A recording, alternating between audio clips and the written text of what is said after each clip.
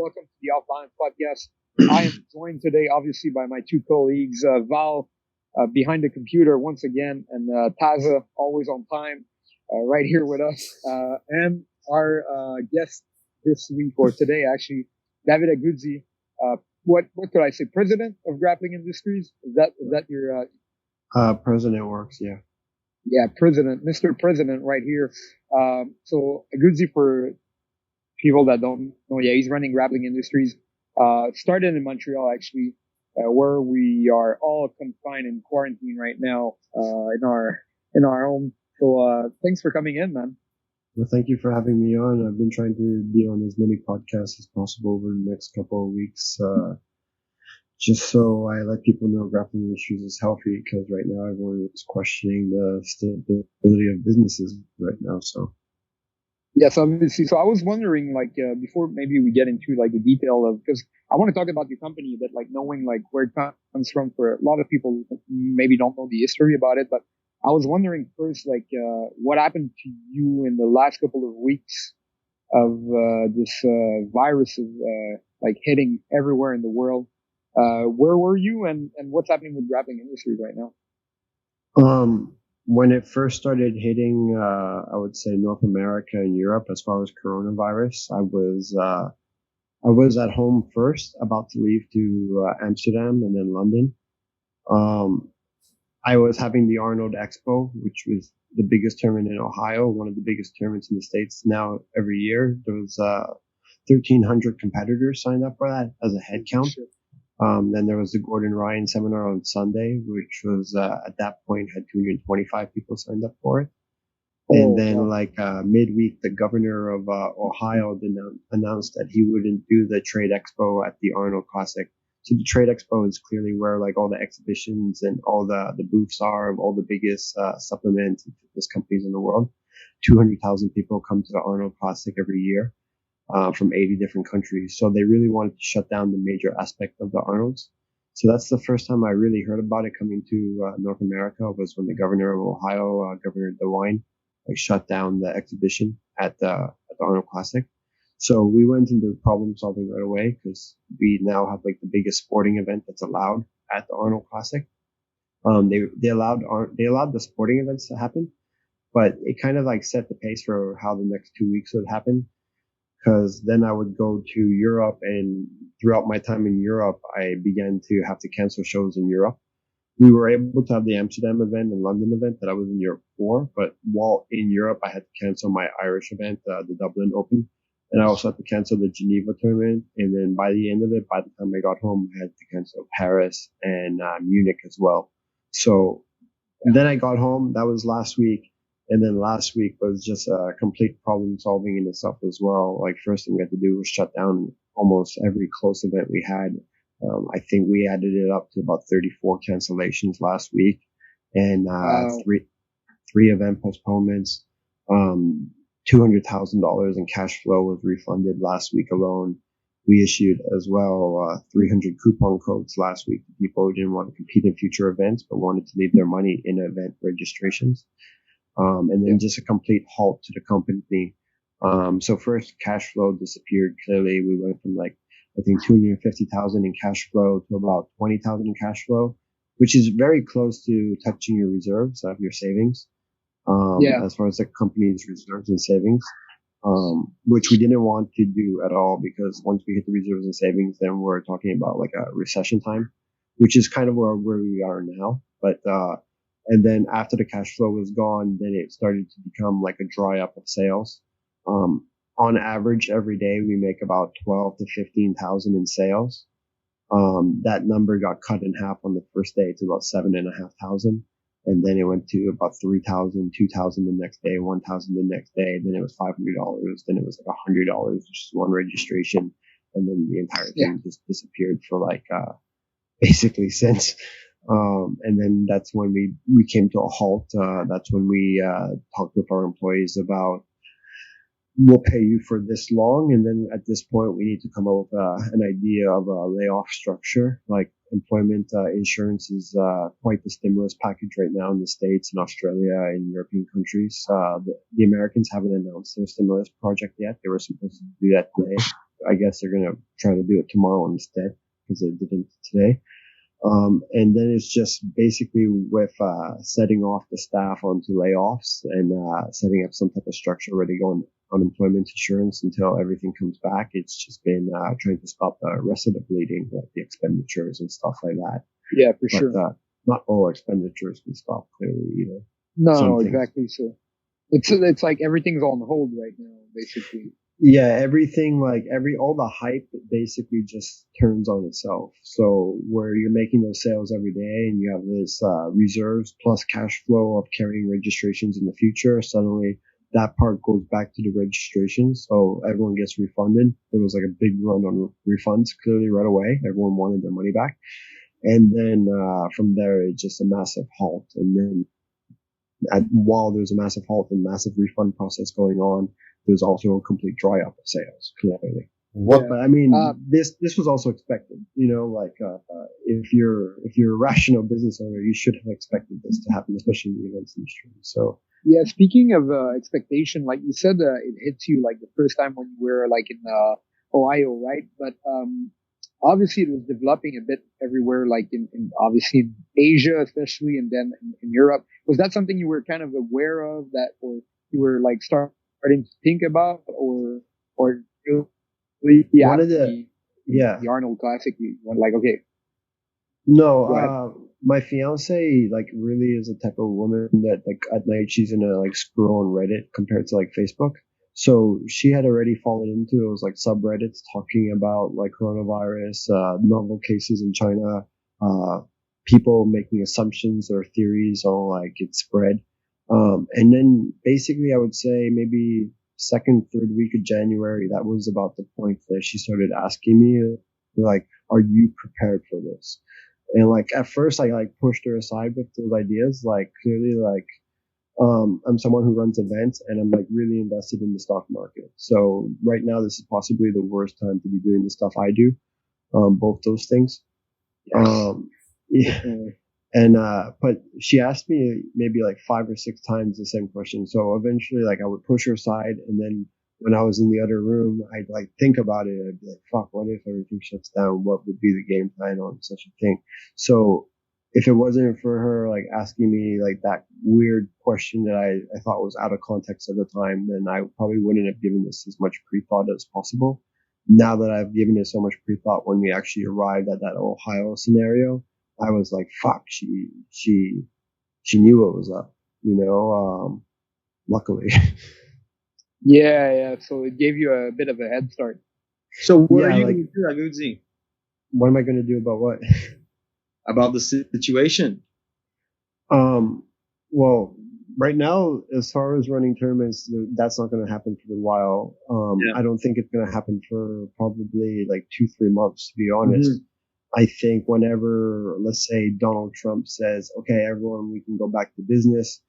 Everyone can go back on the street. We can have gatherings. I don't think everyone's going to sign up for a jiu-jitsu tournament on Saturday afterwards. I think I think it's going to start with, I mean, if I would think about it, you'd start with divisions maybe that would attract more eyes. I don't know, like in-house, no audience competitions, things like that. I think like first thing we need is like everyone to go back to the gym, right?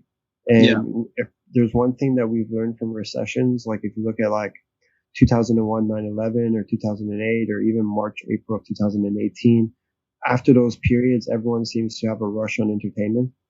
Especially right now, like we're all like cooped up inside our houses and we can't see our friends and stuff like that.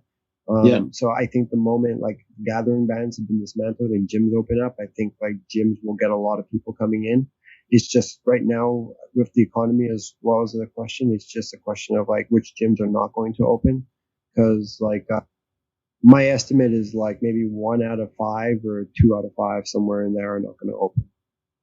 What, you think gyms are just not gonna, just gonna disappear? So I don't think every gym is going to disappear, but I think originally like we were telling people like to close their doors for 2 weeks, and people were already like throwing fits about it. Like if they close their door for 2 weeks, a lot of these guys wouldn't have reopened, and then they managed to find a way to make it through 2 weeks, and that's very cool. Telling their students not to freeze or to keep paying. But this isn't a 2-week thing, right? I mean, like technically I've already been involved in this for 2 weeks now. So I think No, it could be like 2-3 months, and then are a lot of these entrepreneurs ready to last 2-3 months of having their doors closed? And if their members do lose their jobs and ask for refunds or stop paying, like, are the gyms able to carry on? There clearly is the bottom of the pile of gyms will close. Like that's the fact of it. There's not a single business that will be affected. Like restaurants and bars are going to close down quite rapidly as well after the 2 month mark. I mean, it depends. Some people could take advantage of that. I feel like if somebody's ever been wanting to open a gym and hasn't opened one. Absolutely. Like for every restaurant and bar that's going to close in the same exact physical retail location, there will be another restaurant or bar replacing it. There's a lot of people right now that are working. They are working from home or they're still working and they have that money saved up on the side. Yeah. They haven't invested it. They've always wanted to do something and then they see this opening. Like that's the thing, like recessions. It's all about liquidity right now, right? It's like the shortage of the house market in 2008. Like people like just bought the house at a stupid price right after everything crashed and they make the most of it.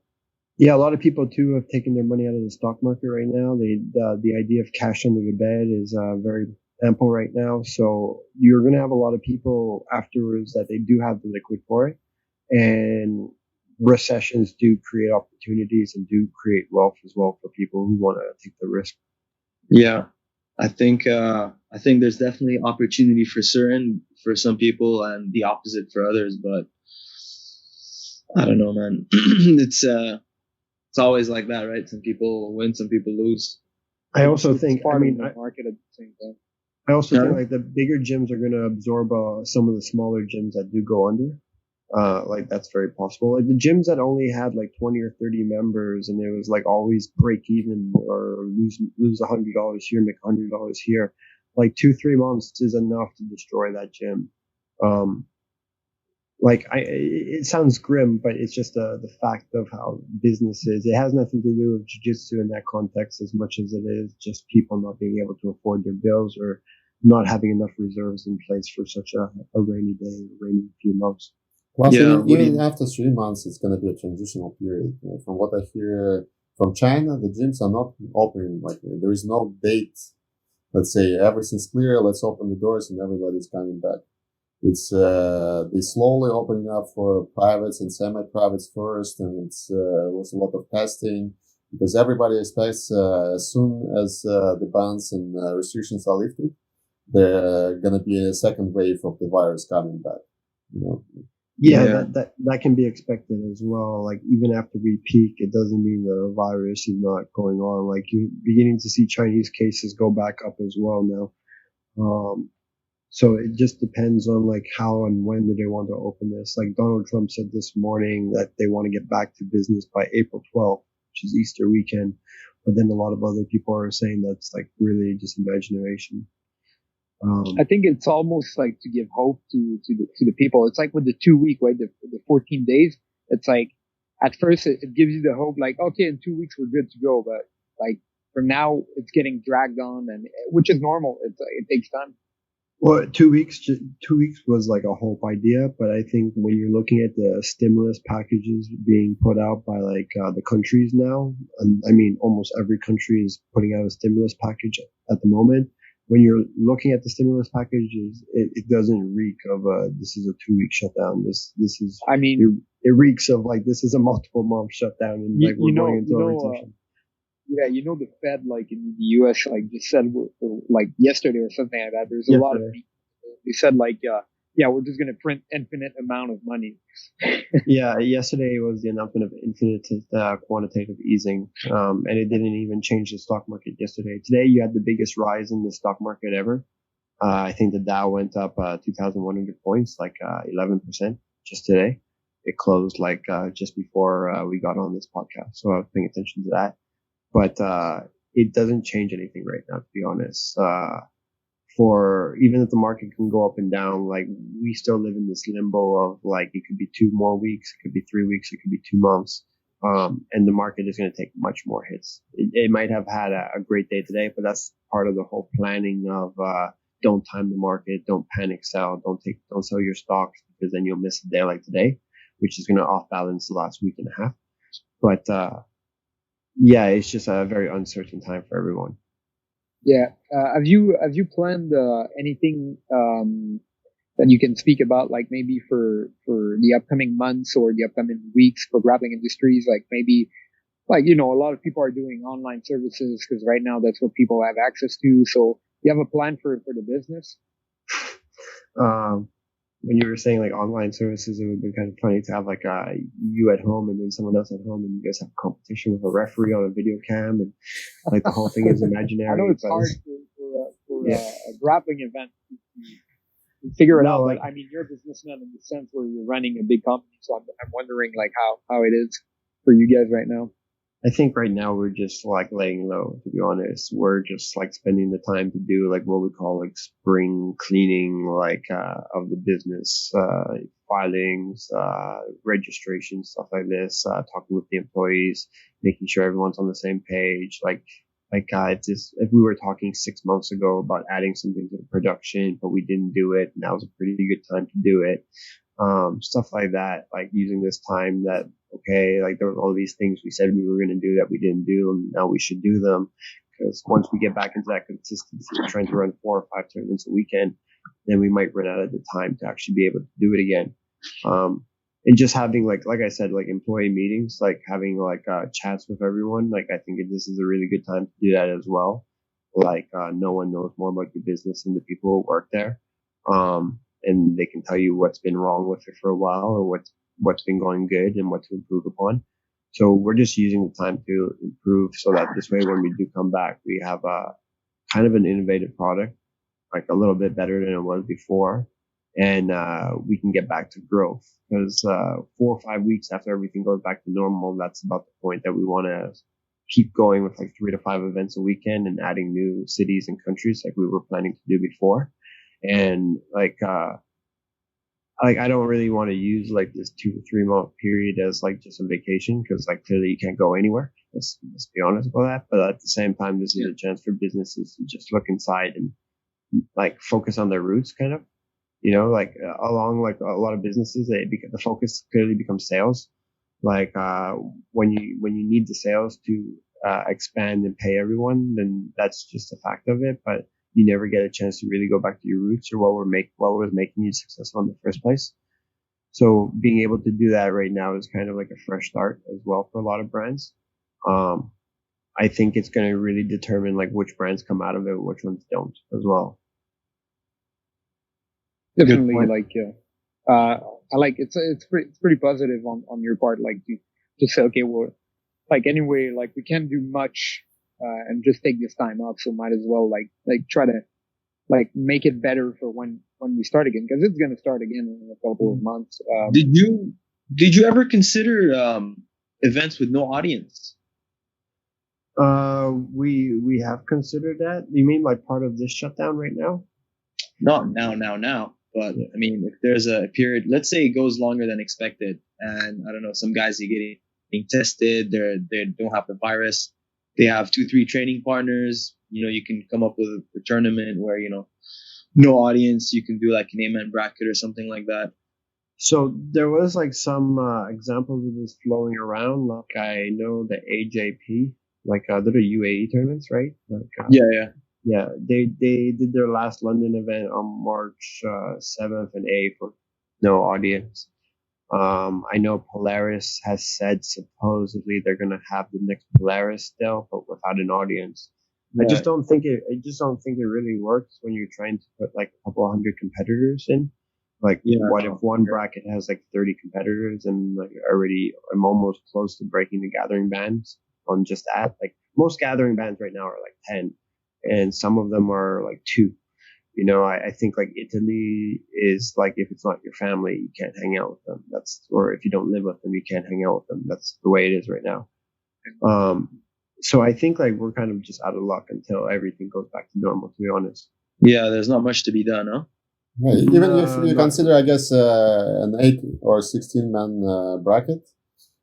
Here's why I asked, because you said like go back to the roots and whatnot, but I think like I started with Grappling Industries. Those were my first competitions, you know what I mean? When I first started competing, it was from Montreal. I'd fucking wake up in this room right here, and then I'd bike to Brébeuf and compete, right? Yeah. It was like, there could be something, I don't know, like not now, but in a couple of weeks that could be done. You know, it doesn't have to be big. It's just something like where people have depends on the law.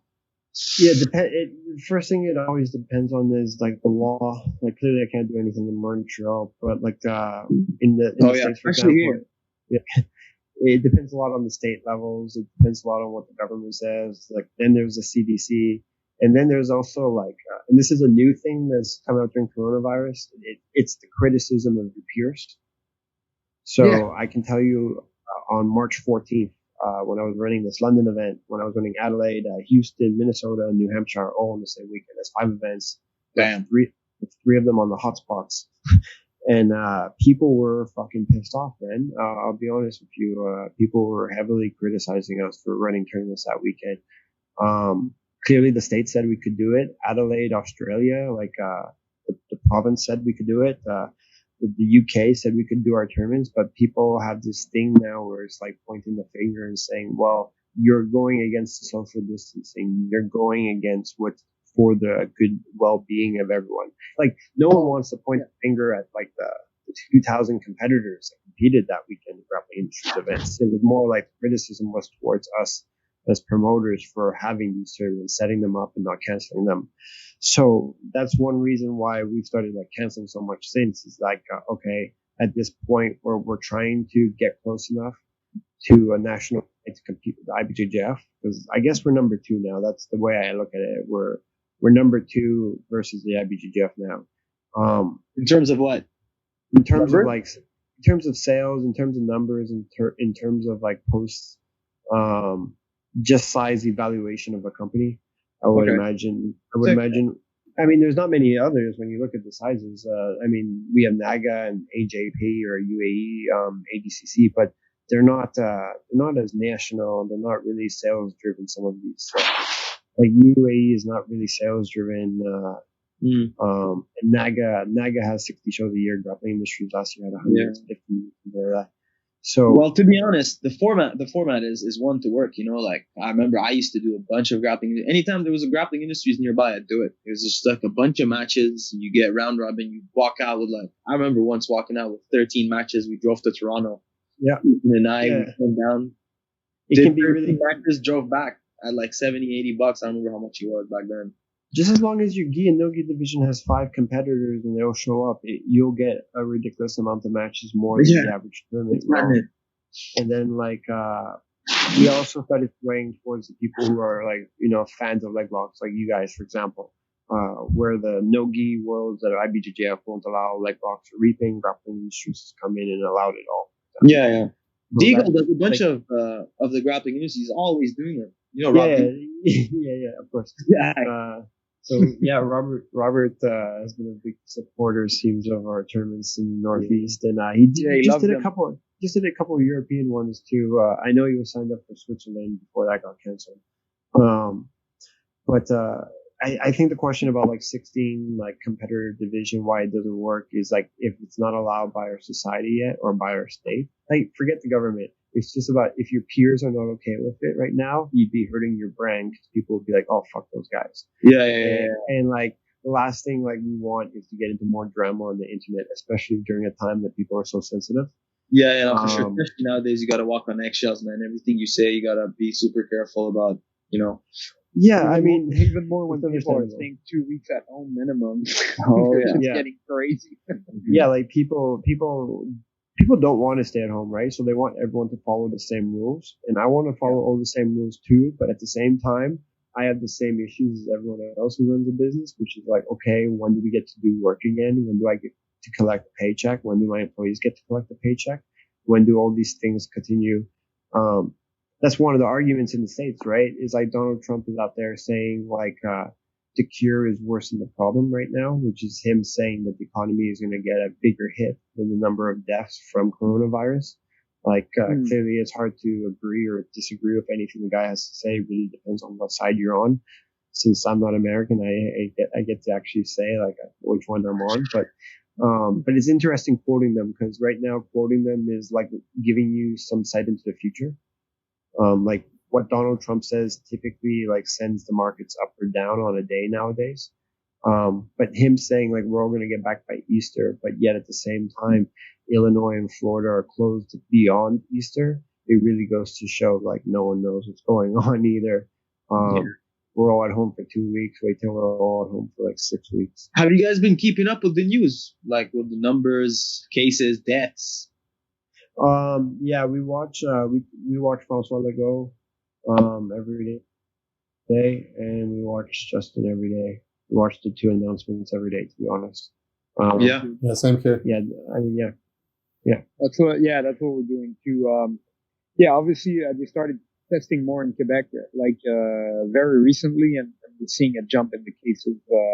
There's more and more people infected, which was like the government kind of knew it was coming. Like they were saying there might be like almost 20,000 cases very soon. So. I mean, this could be expected as well, like what's happening in New York or in other places. The more testing you do, the more you have. We didn't start with testing right away. We didn't close certain borders right away. And now we're gonna have a test. Just as long as the death rate, mortality rate like stays low enough, I think we'll be in good shape. Yeah. As long as like the mortality rate doesn't hit some ridiculous number like 9%, like in Italy right now, then we should be sliding by it, because like Italy again yesterday had over 700 deaths again. So how many? 700 over yesterday. Damn. Yeah, so they've now doubled China for the number of deaths. It also creates a lot of debate about which countries are putting out real numbers. Like if you looked at the numbers, you see that the Chinese death rate was a little low. You see that Russia's there's nobody. Yeah, no one in Russia has coronavirus. You guys have the best immune system, Bob. Israel locked its Israel locked its country out really quickly as well. You see a few new cases, but you don't really see the massive jump in cases or deaths as well out of Israel. But they're one of the most reserved countries in that whole region of the Middle East and Europe. So it's hard to say, like the numbers are going to continue to jump. Like clearly we're going to get into millions of cases that actually are revealed. But it just depends on what does this all mean once we have a large enough data set, I would imagine. But isn't it like a wave that we can't avoid? Like it's going to hit either way.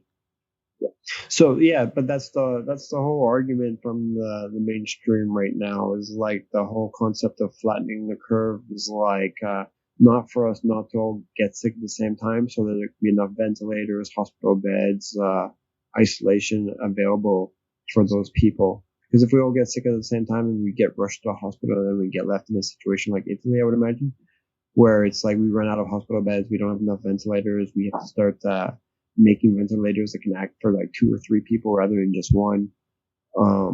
That's the idea behind flattening the curve. Now, is it a successful idea? Like, I can't comment on that, but it just depends on like, is this actually like, is it drastic enough that it's going to cause our society that much pain if people do die at massive rates compared to like stopping the economy for a couple of weeks or months? Yeah, so that's the main problem for a lot of people. They're saying like you're flattening the curve, but you're keeping the economy down for a longer time, and there is repercussion of that too in the months that and maybe the years to follow. So that's the.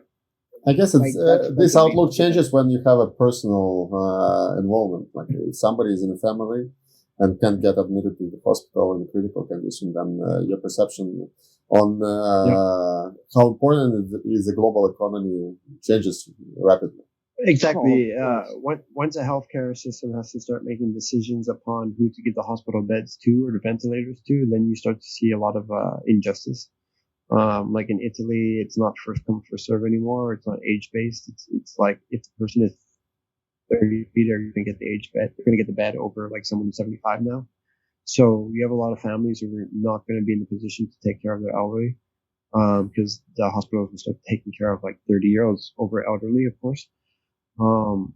So you start to see a lot of those types of things where like the basic conditions of society start to break down very slowly but effectively. That's madness. Yeah. So Aguzzi, how many hours a day are you spending working on Grappling Industries now? Well, it's my full-time job, right? So we have 15 employees and most of us work all day. I would say Grappling Industries for me is about like 7 to 10 hours a day, I would imagine. Damn, still now. That's crazy. Well, right now it's actually about 12 to 14 hours. So it turns out like since the coronavirus thing, this has become like an all day thing except for sleep. Jesus. Beforehand though, it's like 7 to 10 hours. It doesn't matter how many employees you have. The whole idea of hiring employees is just to create more work, or you have too much work, so you create more jobs.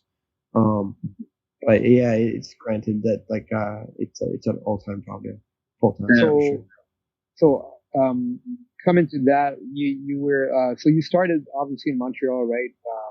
And now you can't run event here because it's illegal, like we were saying, which is kind of ironic. But at what moment? Because you like I don't think like I did a couple of grappling industries too with Taza, Ethan, with all the guys. Val, obviously, I'm pretty sure you participate in some of them too.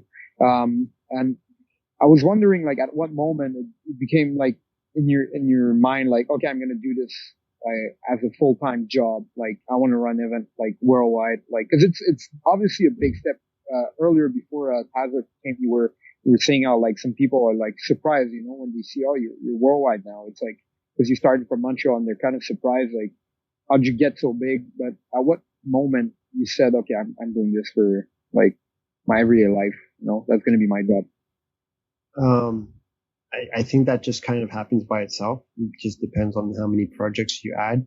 At first, it was like we were just doing the Montreal tournaments at Brébeuf. And then it was like, Toronto has a big market. Maybe we can put the stuff in a truck and drive it to Toronto. And then from Montreal and Toronto into Australia. While I expanded to Australia, because I knew a friend in Australia was sending me competitors lists and pictures of tournaments in the middle of the night because of the time exchange. I started I was like, okay, I'll invest in Australia. We'll put on tournaments there. Is it Ben? I thought you were working with Ben, right? Yeah, Ben. It's Ben, the director of Australia. But at the same time, legend. It was a guy from Toronto, Scott Bacon. He used to train at Open Mat with Elliot. Bacon? Yeah, Scott Bacon. I don't know. So basically, he was a white belt that competed in Grappling Industries Toronto, and white belts had trips for them if they won the absolute to the Pens. Back when I used to give out all these fancy trips and prizes and stuff like that. Yeah. And he won, and then he really liked Grappling Industries, so he kept doing it. Then he moved to Australia, and then when he got to Australia, he didn't like the tournaments. He thought the medals were cheesy. He thought the competitor lists were big, but the production and like servicing of the tournaments were bad. So he would send me all this information in the middle of the night, and then I would look for someone to help me with tournaments. I would eventually like stumble across Ben, and we'd start doing tournaments in Australia, which we did. That's crazy. And then that was around the point when like, oh, I need to expand to America. Like clearly, like if you can do it in America, you can do it in a lot of places. That's kind of like the mentality. So I started with New York, Chicago, and Florida. I absolutely failed in Florida at the beginning. like that was, I completely butchered that one. But we managed to pick up something in like Manhattan and Chicago at the beginning. And then at that point, that was when I was working in a factory on an assembly line, so that's when I stopped working in the factory on the assembly line. And I eventually met a guy in the States. His name was Marcos Flores.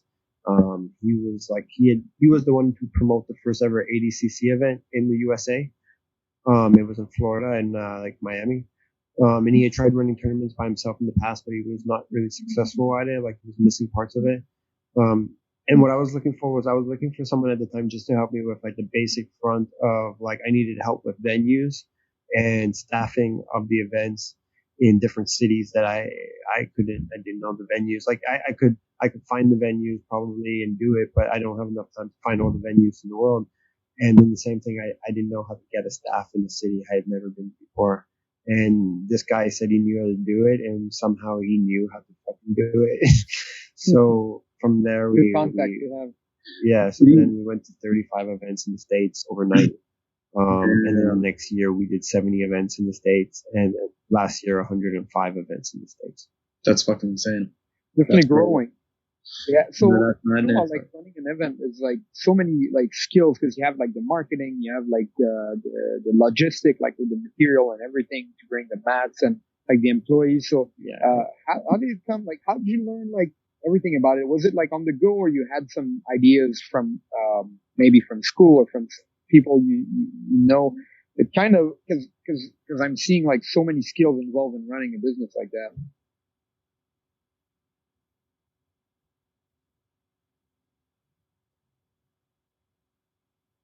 Still there, Sorry, David? guys. Yeah. I think your audios are cutting out a bit.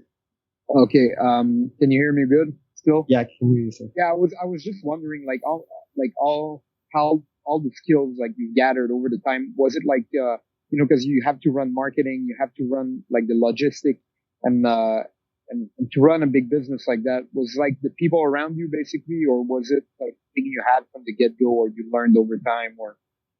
No. At the beginning, I had absolutely no clue what I was doing, to be honest.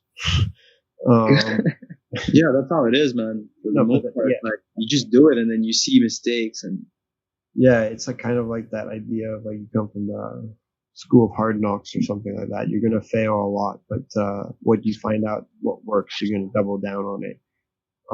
At first, like I was taking care of most of everything, but with time you come across people who clearly know more than you, and then you should leave them in charge of certain things. So like the directors like of each country, they're the ones that handle the venues, and they're the ones that handle the staffing. And like you need to read up on certain things as well. Like I didn't know anything about taxes. And when I started Grappling Industries, in 2010, 2011, I didn't have a single clue about anything about taxes. So I had to read up about taxes. I had to read up about how to present this stuff to accountants, bookkeeping. And then I realized like clearly, like we're not doing any event marketing. We're just trying to tell our friends come to our tournaments. So like we have to learn about event marketing, which becomes super important when you've never been to a city and you don't know anyone there. And then it just keeps stemming from there, where you just keep either reading and educating yourself, or you keep hiring people better than you at those things. Like today, for instance, I only handle the marketing and advertising, the accounting, and the legal at Grappling Industries, and everything else is split up amongst everyone else. That's an interesting point you bring up, Aguzzi. Like, at what point do you try to learn skills yourself versus getting somebody better than you? That point, I think, is determined by how much money you have, to be honest. That's so right. if you're still if you're still really, really small and you're still trying to start everything out, you need to do it by yourself because you can't afford anything. Mm-hmm. The idea of pro bono lawyers, they're pretty rare actually. Pro bono lawyers are super rare. No one's going to do any legal work for you for free. No, of course. Same thing with accountants. They might help you originally for a few hours, but then they're going to start billing you. Once you're able to overcome all those things, and once the company is generating profits, but it's enough profits, then you can start to get someone else to help you. And you should only ever hire people to help you if clearly like that person can bring more sales to the function. If you just hire someone to take over some of your work, but you haven't increased sales, now you have less profits, you have less for yourself as well, you have less to invest in the company. Once you're able to, each person that comes on should only add to the work. There should be more work being created. If I see something that has like 40 hours of work extra a week, but it'll make me an extra, $50,000 a year, then it might make sense to hire someone to do it. If you're just hiring someone to do something because you don't really like doing it, then it's kind of like the wrong point, right? Like, so basically, there's no shortcuts. There's no shortcuts. Like, you're going to do a lot of things in business that you don't want to do, that you're going to find boring, that you're not going to think that you're good at, but you still have to do it before you give it to someone else. Like, I was driving the trucks from Grappling Industries before I had truck drivers. Yeah. I remember loading one up with Romano once, man, in Montreal. Yeah, exactly. Yeah. But it gets different when you're like in the States and you got to make these long trips. Like, at the beginning, it wasn't like one city after the next city after the next city. It was like some ridiculous trips. Like, it was like New York to Chicago, Chicago to Dallas, Dallas to like Maryland, Maryland to Tampa, Tampa to Denver. Like all those trips are like 15-hour, 20-hour drives rather than just the next city after. So logistics has clearly improved a lot amongst that point as well. But you have to do everything yourself at the beginning. It's just like you have to imagine there's no one else around at the beginning. You have to, and it's better that if you're going to run the company, that you know how each position works before you delegate that out to someone as well. You kind of want to have an idea about it. Damn, that's deep. That's deep, man. Yeah. Like, if you've never given out medals at your own jiu-jitsu tournament, how are you going to expect someone else to give out medals there unless you educate them on how to give out medals, right? You have to have done it yourself first. True that. So, like, somebody who owns a company should know a bit of how everything works, right? Well, that's the idea behind McDonald's, right? They make you kind of like semi-quit your job on the side and then come work at McDonald's for like 6 months as a manager so that you learn the ropes before you're allowed to own McDonald's. So they kind of want to make sure that you kind of know what everything is and how it works rather than just, oh, here it is. Here you go. This is yours now. Okay, I like that. That's good, man. Damn, I got some work to do, man. I got some work to do. We're talking about the truck. Yeah. We're talking about the truck. I remember. Well, I mean, like, you guys got your truck stolen in the U.S. No? Yeah, that was, happened. Yeah. What was that story? October 2017. One of our trucks was in Kansas, and the other one was in Las Vegas. And the truck in Kansas, like the trailer, it got its lock torn off of it. It got jacked. And basically, it just wasn't there in the morning when the driver went to pick up the trailer from the venue. Like we just did an event. I think we did an event on Saturday in Kansas City, and then we used to leave the trailers at the venues and drive the trucks around. Now we don't dismantle the truck from the trailer, really, because of this. And someone stole the trailer. So it was about like a $60,000 loss. They stole all the mats, they stole the laptops and TVs, they stole the trailer. None of the insurance companies wanted to pay for it, so we had to change insurance.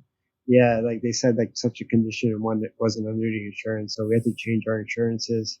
And it was really tough time. It was really tough because that was when we were in Vegas. It was like the expansion of the West Coast.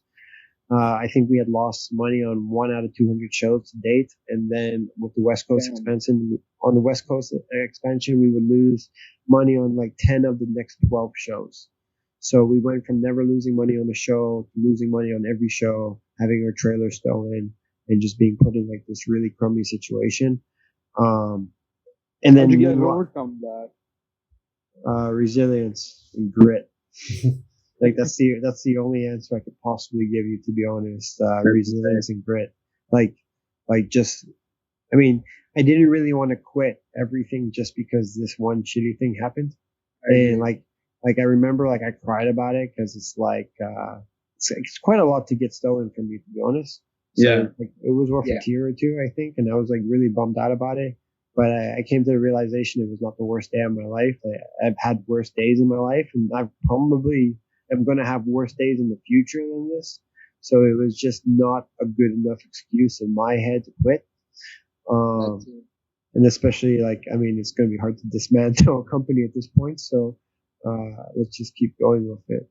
I mean, if the coronavirus can dismantle you guys, you're good to go for a while.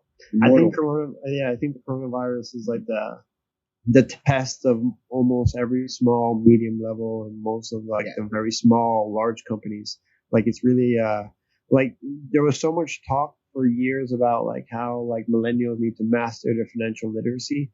You know, make sure they have that $1,000 emergency fund, 3 to 6 months rainy fund, have their debts paid off, and be able to survive with savings. And like here we are, and we're in that test. You know, even what I was saying about the stock market before, it's like there's a lot of panicking in the stock market right now. Volatility is at its highest, so you have people who are just selling off so that they have what's ever left of it. And the book has always said, don't sell your stocks. It's long term, diversify, and don't panic. And you have to just follow the book on everything. The book, whoever wrote the book on most things usually like took out all the data, and like that's the reason the book says what it says, you know? Like this has all happened already at some point or another. You just have to follow it. Makes sense, yeah. Yeah, I think you hit the point by saying it's like this is the big test for a lot of companies, and even like a lot of individuals right now. Like, it's going to be a big test. So at least it's good to see that Grappling Industries it's good that you're going on podcasts right now, like ours, just to like explain to people what's going on and what's happening. Obviously, you guys are going to be back, right? That's the plan. You just are working harder to get back.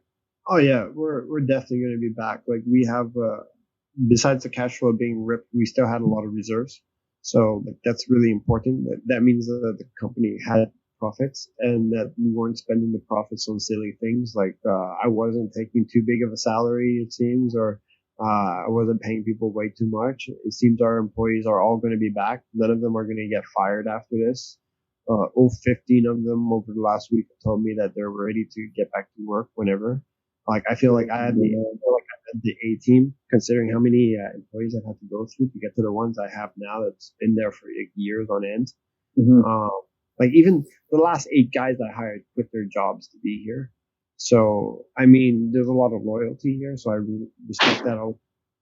But yeah, it's just an interesting time to be a business owner, I guess. Like you're going to see a lot of people go under, like we were talking about before, but you're also going to see a lot of people just become a lot bigger. Once I noticed IBJJF wasn't going to be doing a lot of tournaments right now, then I decided, okay, let's back up from our tournaments as well. And let's just get ready for like the next wave, next round of events. Mm-hmm. Because, you know, the IBJJF is going to come out strong and that means that we have to come out strong at the same time. So it's kind of like a fresh start to close that gap between us and them. So you guys are after them, right? You want that number 1 spot.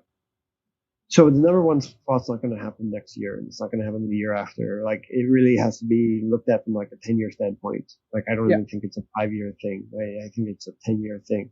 You first have to take. You have to. Would you say that's one of your goals? It's one of the last goals I have. Yeah.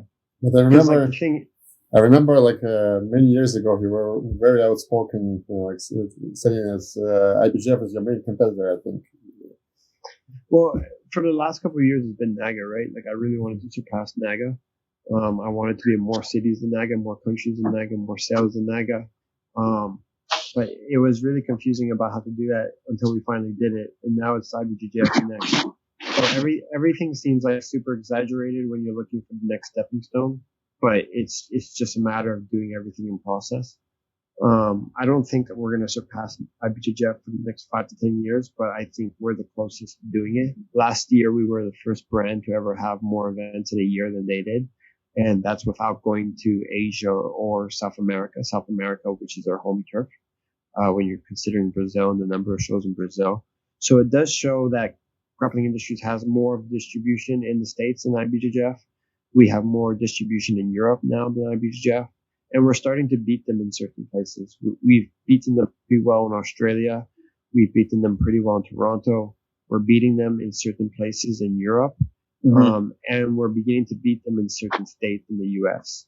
You never considered making cards and events like that a bit more? Like kind of what Fight to Win does? It's not my platform. So what I mean by that is like there are the event promoters that put on tournaments and participation kind of things like us. And then there's those who want to sell tickets and tables. The guys like Fight to Win, Third Coast Grappling, Grapple Fest, Polaris, you know, like the super fight show concept. It's a different model. It's a completely different model than what we're doing. I don't feel comfortable selling tickets and tables and then like try to match make. I'd rather put on like the occasional big super fight ever so often just so we stay relative on that front than to actually put together a whole card of super fights. Yeah. It's just not what I'm good at. And you see it in reverse too. You see like when the super fight promoters try to put on a tournament, it usually doesn't have the same effect as well. Yeah. Like I really like Kasai, for example. I really love the show and the idea of creating champions and then tournaments to find challengers or make new champions. But at the same time, when they were trying to run Jiu-Jitsu tournaments, the Jiu-Jitsu tournaments in Manhattan, when they were trying to do that, it was very subpar, in my opinion. So it goes to show that there seems to be like a crossover effect where when you cross over into the other thing that you would think is similar to what you're doing already, it doesn't work as well. Mm-hmm. Like Fight to Win is successful, but they only do like 2 Jiu-Jitsu tournaments a year, and that's at home in Denver. Everyone else who's tried to do it, it's either been canceled or it hasn't been successful. Like I think Olivier, I think I'm like one of those people to go to the Metamoris Challenger, if I was correct. Oh, me, yeah, good memories. And I remember when Metamoris came out with that idea of like the Challenger. In my head, I'm thinking, this is gonna fucking work. I mean, like super fight, sure, no problem. Like that idea they could have taken that anywhere. But the idea of running a tournament overnight, and especially running 20 tournaments in the same day, that's not going to work. No, for sure. And when I noticed Kasai do it, then I realized, it seems like a reoccurring thing. You don't see Polaris running a jiu-jitsu tournament. You just don't see a lot of these guys putting on jiu-jitsu tournaments. They will run like trials here and there, which makes sense, but like a big tournament, like an open like you guys do, that's a different cookie, sure. And it's kind of disappointing too. Trials, like on a lot of different fronts, trials are usually ugly, like qualifiers and trials. I know like you went to the Kasai trials, I think qualifiers. Yes. Yeah. So there's that one, and then there's also ADCC is like the leader of trials, for example. They do their trials around the world. But there seems to be this emphasis on like the trials is nowhere near the actual product. When you look for sure, it's different. So like the ADCC trials are the ones that get the most criticism about it. The tournament doesn't resemble something like you're trying to qualify for an Olympic experience. Where the actual ADCC is like clearly the best grapplers, clearly the most prize money. No one, I think, can dispute that being a no-gi ADCC champion is no-gi, like royalty. It means more than no-gi worlds, probably. We can all agree on that. But there's just something about the trials, like, or qualifiers to these types of events that it doesn't have the same vibe, Mm-hmm. Like, it's in a high school gymnasium with everything borrowed rather than having their own. And you would think that ADCC would have enough money that they could clearly dress up their trials and get a lot more people to come. But for some reason, it doesn't work yet. It's never really worked. I think there's the West Coast trials. I'm from memory. The West Coast trials, Mo ran. He ran them in the Anaheim Convention Center where the ADCC took place. I think that one, if you wanted to take that one in particular, I could say that resembled. But the others, no, I have to agree with you that it's like usually in a gym. The one I'm doing is in freaking Moldova. I'm gonna have to go all the way down there. Do freaking trial. Yeah, obviously, like if you take like the North American trial, the one in New Jersey that's been running for forever, basically, it's in a gym. There's 3 mats. There should be like probably more because there's a shit ton. Like last year, I think in 2018 we were like 100 something competitor just in 77 kilo. Yeah. So, and there's only one mat for that, but for sure, like the one you're talking that Mo did, he put his own money like to make it really huge, and it looked definitely better. Blew it up. That was sick. But again, like here's the thing: submission grappling is getting a lot more famous too. You know what I mean? So more and more people are jumping into them. Well, there's the interesting thing is like, why does Mo have to step in with his own money to make the show more presentable to the public, right? Like, shouldn't ADCC have the money to be able to do that? Like, why is any promoter spending his own money on a tournament? It's a very good question. The one at the Anaheim Convention Center, that looked a lot better. It was still a little weird with the number of mats in the middle of the Anaheim Convention Center. But then last year they were clearly, I forget where they were last year. They were inside of a gym, weren't they? Muscle Farm. Muscle Farm, yeah. I heard like it was too packed. The bathrooms, the lineup was too crazy, especially when people want to compete. It's usually go time, isn't it? Yeah, they were pretty late on schedule. I heard I couldn't be there at that moment. I remember. Yeah. Heard a couple of things about it. But it's always the same thing. They don't get the same vibe as the tournament you're trying to qualify the actual for. ADCC. Yeah, and this amplifies more like when you're looking at the one, like for example, like we were talking about Benjamin Hoskinson before. He won the qualifier in Kazakhstan, and Kazakhstan was just a single mat on a platform, kind of like a fight to win. With a barricade around it, and at first it was like 5 trips to ADCC, and then it was like no trips to ADCC. Yeah, I heard that. There were a lot of people signed up to that one. It was pretty quiet. So you had no trips to ADCC. That was the point at Walkman. Giles dropped out of it. And then Ben decided to go, and they decided to announce the day of the tournament that whoever won the absolute would get the ADCC qualifier. So Ben had to fight 4 times in his division and then 4 times in the absolute, and he won all 8 to win the That's qualifier. Crazy. I guess it depends on where in the world, but to be honest, like I remember being injured and I watched the East Coast trials. Like, to be honest, yes, at first, like here are the things that I find make it similar. Like the order in which they run the divisions, right? They start with the heavy boys, and then they'll go down. So in terms of that, there's kind of a similar feel. You get like one match and you rest a long time, and then the matches start to get closer. So there's a bit of feel, but definitely not as much hype as like an actual ADCC, especially like if you're doing it in Asia or something like that. Well, sure. The expression is always like you have to fight in the high school gymnasium or elementary school gymnasium before you get to fight on the big stage, right? Especially like in mixed martial arts, you're gonna fight in these like crummy little bars and shady places before you move on to arenas and stadiums. So it has that kind of feel. It's just like all I was trying to state was that like it seems like when you have like something so invitational and match made, that to qualify for it, like usually the tournament doesn't come out the same quality. I kind of agree, definitely. And that's why I'm not a matchmaker or a super fight promoter. You're sticking to what you're good at.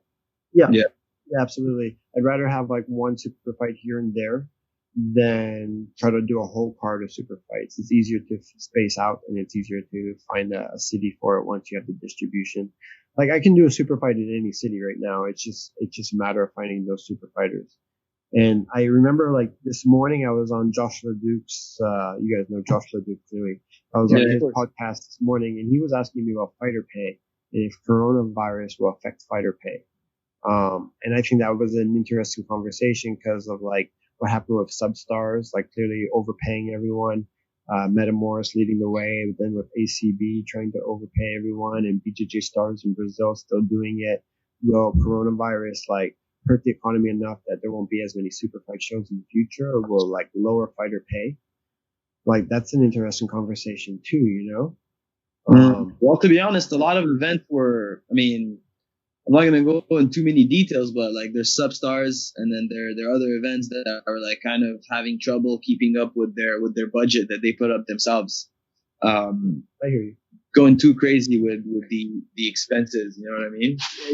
You know what? It would almost be like, I don't want to see fighter not getting paid. That's not what I'm saying, but like it's almost a good thing that you see if it lowers it, like the pay, but people do get paid. It's much better than you have like shit show like Metamoris and Substars, where like a fighter thinks he's worth like 5 G's, let's say, because the guy said yes. But it's not because the guy said, like the promoter said yes, that you're actually worth 5 G's. Then you end up not getting paid, and then you try to get 5 G's again, and then it fucks up the market, you know? So. Oh yeah, dude. Athletes need to keep that in mind, you know, when they're setting a price for matches or when they accept certain sponsorships. Like they need to be careful not to give too much or not to take too little. Well, so the idea has always been that the promoter is supposed to know what the fighter is worth. Like if you look at the UFC, the UFC clearly is the leader in MMA of knowing what each fighter is worth as far as a wage or for a fight purse. Floyd Mayweather knows how much each boxer should make for a boxing match. Well, it should be the same in jiu-jitsu, but it's just not, because there's so many new entrepreneurs. They show up and they're like, okay, what do you want? Okay, I'll pay that, because they just want to have the super fight, right? They want to have that match made on their show. You see that with substars, for example. Like I could tell you that Rafael Lovato Jr. versus Cyborg was too expensive a super fight for substars. I could tell you that way ahead of time. And I could also tell you probably not as big of a drawing fight as they probably thought it was going to be. But that's the thing, like the promoter can't be like substars where they're willing to just pay whatever and not know and then try to figure it out afterwards. They kind of have to know ahead of time, this is how much a fighter is willing to pay because I know what your return will be. I think probably in like the super fight section of jiu-jitsu right now, guys like Seth Daniels are probably the most aware of these things. They kind of know how much you're going to bring in. They kind of know what they're going to get out of it, and they know what thus you should get paid for that. So, how as a fighter can you know that? Man, so I'm not a fighter. So I don't really know the answer to that, to be honest. Okay. I would imagine there's several different factors. Clearly, like if the show is local to where you're known, like can you actually sell tickets? Okay. That's pretty useful. I know like Seth probably gives ticket sales. Do people actually tune into the stream because of you? You know, what type of traffic, like how much promoting of the tournament did you actually do as well? Yeah. I know Ryan McGuire talks about that a lot on Facebook for Third Coast Grappling, that fighters need to be promoters as well. That's an interesting point of view. I agree with it. I also don't agree with it. So I don't actually know how I feel about it, because like fighters should tell everyone, hey, I'm fighting on this show, and then they should have some content about it. But at the same time, the promoter is the one who's actually selling the show, and all the profits will be theirs. So yeah, the main marketing should come from the promoter for sure.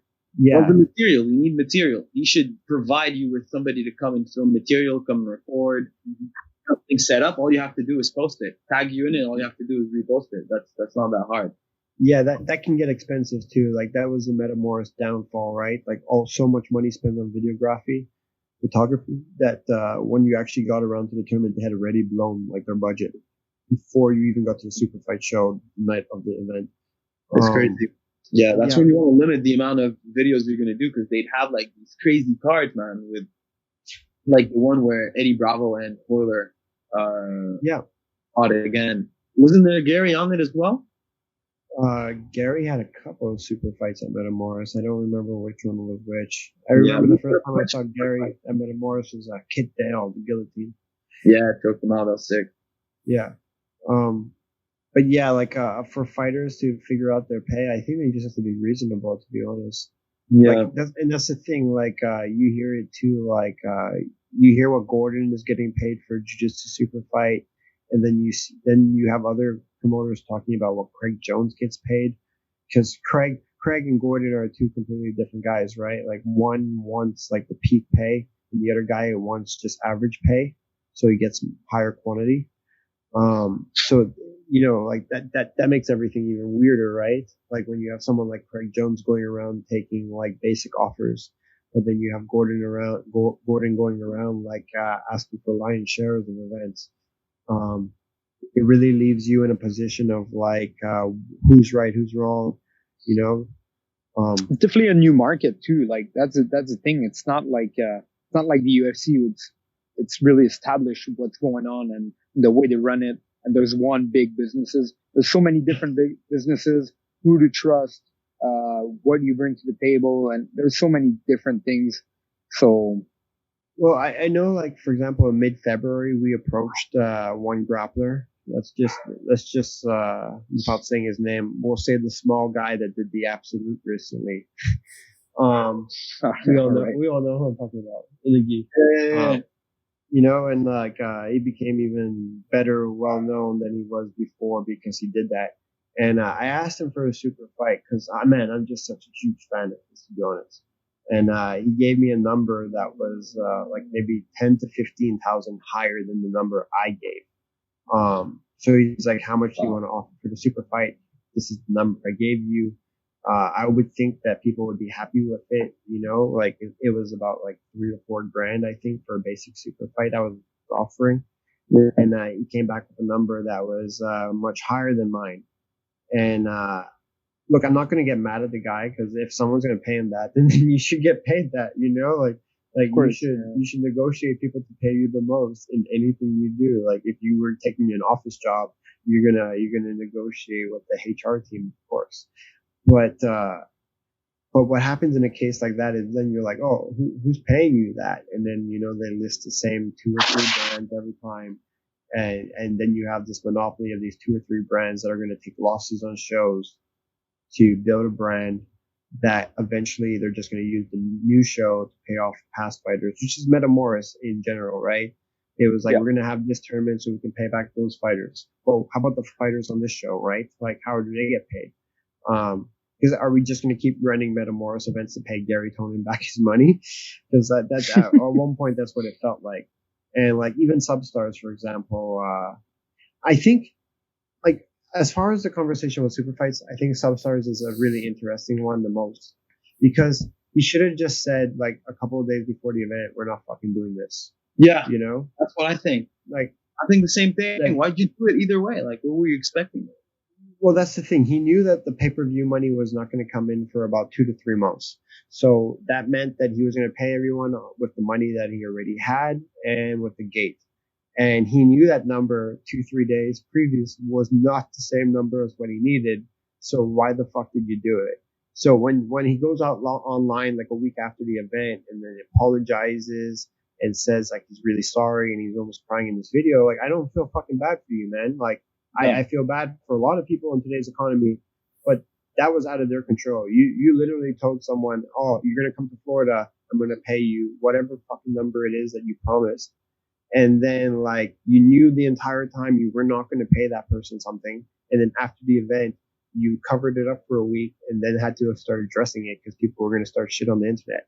And then, I mean, it's just fucking irresponsible, man. Like, Substars is one of the most like even Metamoris didn't do that. Okay, Metamoris the first time had an investor. I think that's Zeps, right? And they were able to cover losses. And then when Halleck was by himself on the event, trying to do it by himself, that's when the losses were not getting paid eventually. But Substars, they knew the week before that they didn't need to fly these people in. So the moment you flew them in, you kind of performed like a fire festival concept where like people are here. I can't just send them back now, you know? Yeah. It's free water bottles. So it's like, oh, I might as well have them fight anyways since they want to fight. But in my mind, I'm thinking at the same time, they don't want to fight for free. They wanted to fight because you told them you were fucking paying them. And now you have them fighting for nothing. Yeah. You know? So I like what Seth does, man. Seth does, like, I think the way what we're saying is true. Like, he knows what a fighter is worth. He knows when to like stop putting on super fights, maybe put 1-2 good matches and the rest put like the guys from that area, have them go to the shows, you know what I mean? Yeah, and they'll still take it. Really feels like a boxing card when you think about it. You know, you have a bunch of local talent. They're going to fill up the average seats, and then you're going to have those main 2 or 3 fights or super big fight for really big cards. So like what he was trying to do in Dallas, he'll have like 5 or 6. But he seems like the most aware right now of what he's doing. Like I had some beef with him for a little while, but actually like a month ago we squashed it. We had like massive conversation. We realized like we're kind of doing the same thing and we had the same problem, so we shouldn't add to each other's problems. So we're really cool now, which I'm kind of happy about because I was becoming a fan of his, but I can't tell people I'm a fan of his because I have to hold this grudge in private. But now I'm happy it's over because I kind of like telling people. Good, and you can tell it publicly now, so that's great. Yeah, that's kind of like what I'm going for actually. So. Yeah, no, he does it right, man. And then listen, he helped out Mo deliver that sick ass ADCC and like his shows in general are. I only hear good things about them. Shout out to Fight to Win. Definitely the right way to do it, man. I mean, except for the part in Dallas where we had a lot of full super fights, the rest usually look maybe the first 2, the main 2, they're good matches, and then the rest I have no idea who they are. You know what I mean? Yeah, but that Dallas show is going to be something. Those fights were low. Yeah, plus the Gianni Mathis fight and everything else. Yeah, it was going to be insane, man. Yeah, but hey, it's just we're just gonna run it back anyway because now it's just different. That's what it is. You know, definitely gonna have matches later. Just don't know when. It turns out, I don't want to say it, but it turns out I was the safest bet to have those super fights that day, to be honest, because I was the only one out of everyone to actually have my show that day. Oh, really? What was it? It was Grappling Industries Houston, where the show originally was for, I think it was like Third Coast Grappling. So Third Coast Grappling was going to be in Houston at night. We were going to have the tournament during the day. And then Houston, Third Coast canceled like the out of state fighters, for coronavirus. So we weren't shut down yet. And I think like I had asked Utaza actually, let's just run those super fights at Grappling Industries Houston. We'll live stream it on Facebook for free. We'll platform that stuff. And then, I think clearly, I mean, I'm not upset about it because Mo and Seth, like you said, they had done ADCC together. So Mo took the fights to Seth a fight to win, which again makes total sense. You guys just produced ADCC together, and you've never done any business with me. I mean, I don't expect you to. Just especially in a matter of couple of days to figure it out, or even like 24 hours. That makes sense. Listen, I mean, it could be a good time to team up. You never know, man. Like, just brainstorm some ideas, you and them. Maybe, I don't know. Like, there could be something there. I don't know. Well, I mean, like, Seth does a super fight show idea. So, I mean, he has the platform to put super fights and put them on Flow Grappling, for instance. And you're the tournament guy. Yeah, I guess I'm the tournament guy. Seminars. That's good too, because seminars can bring in money. That's another thing that brings in money. Yeah, so like we had that massive Gordon Ryan seminar at the Arnold's just 2 weeks ago. Yeah, on the 8th. It had 225 pre-signups, but it ended up at 175 by the actual time because that's amazing. That's insane. I think that's another good one, man. Is like you're doing events and seminars. Seminars bring in. Yeah, seminars are tricky, right? Because there's the balance of how much should the competitor get, how much should the promoter get. Gordon wants lion's share of stuff. I know when other guys like Lachlan, for example, Lachlan Giles is doing like some massive seminar tours, but he wants like a lion's share as well. So I think it might be easier those seminars for gyms to do them than myself, for example, because I don't want to spend money on advertising something and then get the small share instead of the lion's share. So it creates a promoting conflict because we're used to lion's shares. And then you're saying like, oh, who's going to get the lion's share? Who's going to be the one spending the money on it, right? So that's where it becomes tricky for seminars, I think. But I think for a competitor, it's good. You go, you compete, you teach, you don't have to worry about anything. Everything's taken care of. Especially in an expo setting like the Arnold's, for example, a lot of people flew in or drove in. So, drove in. So, yeah. What's I went to 3 or 4 words to find drove. Okay, you got it. They drove in. As long as they have a hotel and they're going to stick around for something, then the seminar works as well. It doesn't work on the same day as competing because you might be competing at the same time as the seminar. Or you might be too tired, or you might be too hungover. But the next day, it seems to work quite well, to be honest. If you have a tournament one day, and even if everyone goes to drink at night, then the next day, people are willing to do the seminar, even if you put a special on it.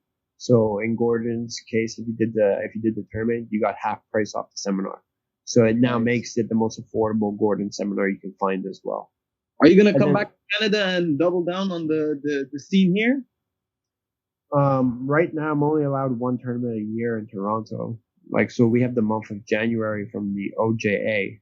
I'm not a fan. Man. I'm not a insane here. That's fucking bullshit. Why? I'm not a fan of the OGA, so I'm not either, man. Yeah, I'm not going to comment on it because last time I commented on it, I got a letter in the mail. Plus, I get you get restrictions, so visuals to apply. What's that, Val? I'm saying that if you run an OGA tournament as well, they enforce not only how many tournaments you can have per year, but also the rules, right? So you can't do heel hooks. So that's the thing, right? I can only do my tournament once a year in Toronto in the month of January. And I have to follow their rules, and I have to let them hire my staff referees. This is really they're killing the sport on their own. The first thing I noticed about Ontario is that a lot of it is ran by gym owners, so they're not actually tournament promoters. Of the 12 to 15 tournaments in Ontario, maybe 2 or 3 of them are actually experienced with tournaments. The rest are gym owners. They're all pushing their students to compete in a tournament. So for them, it just takes a lot of the work they have to do, like hiring referees and staff, or making a rule set that will just follow the association's rule set. Kind of harms me because I have a rule set. I have a rule set that's very popular as well with the heel hooks and reaping. So a lot of people would like to use that rule set, but they don't get to. But to be honest, I'd rather be OJA than OGA. nonetheless. And this past January's event like sold out. Like it sold out, I think 10 days before registration closed. So next year's event is 2 days. We already have the poster for it. I don't feel like announcing it right now because I feel like if I announce any posters, again, like we're going to go back to the criticisms of like, why are you announcing anything right now? We should all just be shut up and quiet. Another one and promote it when it gets close. Once we're allowed, I'll promote it. But I think that one's going to sell out again. So now we're kind of like in this problem in Toronto of like, you only give us one tournament a year and we're going to just keep selling it out now. So maybe Toronto ends up in a 3-day tournament next year. I'm not really sure. And for Montreal, Montreal is, it's work in progress. What a mess.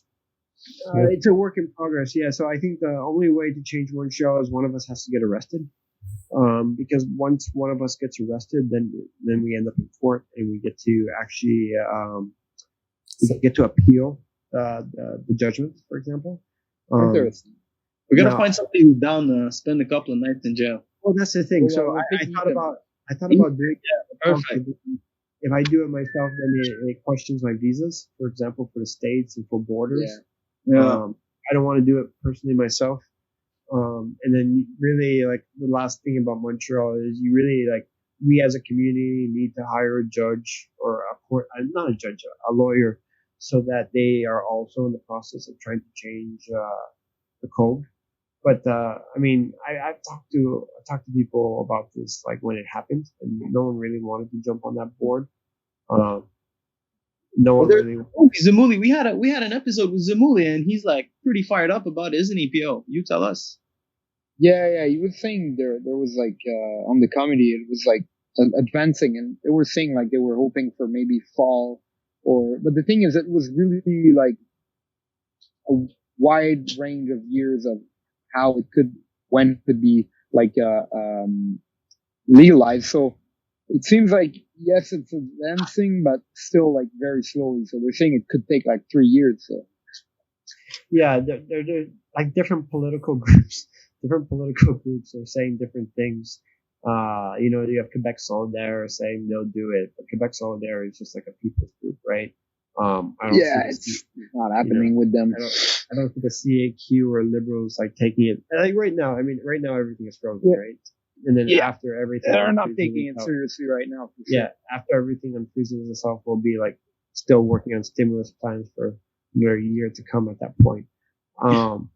So I don't see it as really important to any politician right now in Quebec.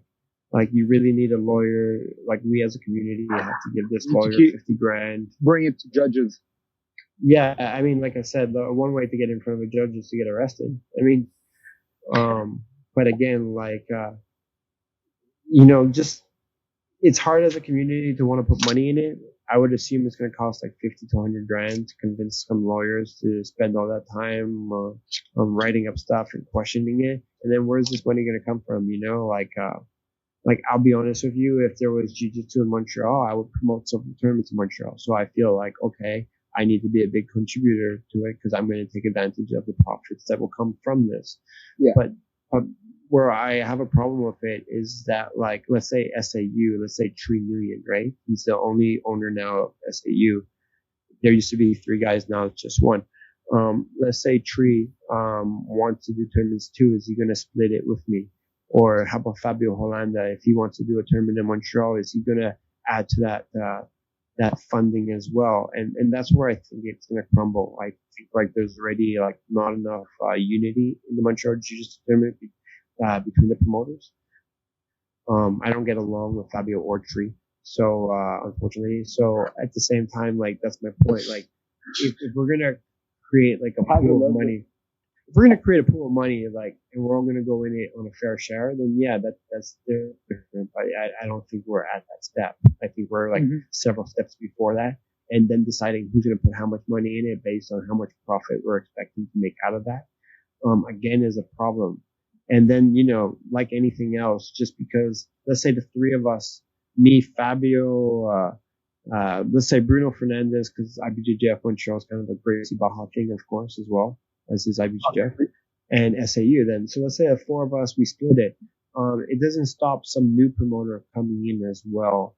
and doing it. So you saw that in New York MMA, for example, like UFC spent so much money on legalizing MMA in New York, and they weren't even the first people to do a tournament, do an MMA show in New York. It was like a bunch of small promoters who did it all shady, like, because now it was legal. So whoever spends the money on making something legal isn't always the one who takes all the profit first. No, for sure. But at the same time, you want a free market out of it. Yeah, of course. But besides Montreal and Toronto right now, I don't see the emphasis needed for Grappling Industries to go to Halifax or go to Manitoba. What about BC? Again, the problem with BC is like I don't have a production in BC. I'm already doing really well in like Everett, Washington, which is about an hour across the BC state. Oh, yeah. It's like an hour from an hour from Seattle, but an hour from Vancouver. So I'm kind of like in the middle. Also, I'm quite successful in Portland as well. So I'm already drawing that corner to American. That west part. Yeah. And right now, link to that area again. Well, we have a Seattle tournament planned for May 16th, but the odds of that happening are so slim, right? Like it's not fucking happening. Let's just be honest. Yeah. Mm-hmm. We haven't moved the stuff out of mid-May yet. I think by the end of this week, we'll have probably gotten rid of all of May. And then next week or the week after, we're going to start to evaluate what makes sense in June or whatnot. Like we don't want to touch that much of June right now because that's where our world is, our free worlds. But it becomes harder and harder to imagine that you can have events while everything is being shut down or everything is still on lockdown, of course. Yeah. Do you take a lot of damage on your agreements with venues? Because I'm sure you have some agreements for future events already set in place. But since the cancellations are there and all this. But right now, like we canceled almost everything in the next while except for a couple of shows. Those shows got postponed, but by postponing them, we just merged them into the dates we already had for them. So, for example, we had a very big Virginia Beach tournament planned for last Saturday, like 21st, and it got moved to August 1st. That's the date we had for Virginia Beach, the next one. So we merged it into that event. We extended all the registration deadlines as well, so you can either register for it or still get a refund. Same thing for Tampa. We had a big tournament in Tampa that was supposed to happen this upcoming Saturday. We got moved into April. But yesterday we called the venue and we're like, it's not going to happen in April. You know, it's not going to happen in April. You guys are going to shut down again. We're going to postpone this again. So we moved it into late July. So right now, like the venues have been really great with us. Like most venues, the ones that are private are also in dire need of some money. The public ones that are funded by the government or the government owns, like they don't need money. You know, they're government funded. They're always going to stay open. But if you're a private venue and you have a contract by Grappling Industries, odds are you were trying to not cancel the Grappling Industries event because you wanted us to, you know, us paying you to rent your venue right now might be the only sale you make for a while, right? Yeah. And then you have your own employees, you have your own bills, you have your own mortgage. But for the most part, most venues have been understanding, or if we've had to cancel, then they knew what we were canceling for. Clearly, if they were canceling, we kind of knew what they were calling for over. You know. So it seems like the best way for you right now is just to weather the storm and just to make it to the other side, right? The whole thing is just weathering the storm right now. I think we've done a great job of it. Like, I think we have enough money right now to last like another, I would say, like my prediction, 2 years or so at this rate. Good man. Yeah. So you see that a lot in like finances of certain companies right now in the stock market. I'm clearly not in the stock market as a company. Like, we're not that big. But when you look at like a pretty good example of this would be cruise lines. I use the example a lot of Royal Caribbean Cruise. It was a stock that was $132 a month ago. Now they're about $25. That's a massive drop over, That's so bad. That's crazy. Yeah, that is bad. But the question is this cruise company going to go bankrupt? Odds are no. They have 77,000 employees and they still have $1.5 billion in the bank. You know, they can last at this rate for another like 16, 18 months. So that's the kind of things, like that's what's going to really prove who's going to stick around for later, which companies to invest in or which companies to support are the ones with really good financials right now because they locked down and they waited for this. It's great that you guys were ready. Like, it seems, from what you're telling us, you guys were doing, like, not spending in a stupid way, like you said, and you were ready that if something happens, now you're good to go for a while. Well, it's kind of like you asked me before about the stolen trailer. Like, once you have a trailer stolen from you and it costs you $60,000, you know better now than to leave $60,000 in your bank account just in case anyone steals a trailer. And then when you have 3 trailers, you think to yourself, "Fuck, if someone steals all 3 of my trailers, that'll cost me $180,000." Then what happens on the day is that the tax bills don't stop, right? So like that's like one of my arguments about this whole thing is like, okay, taxes were due in April.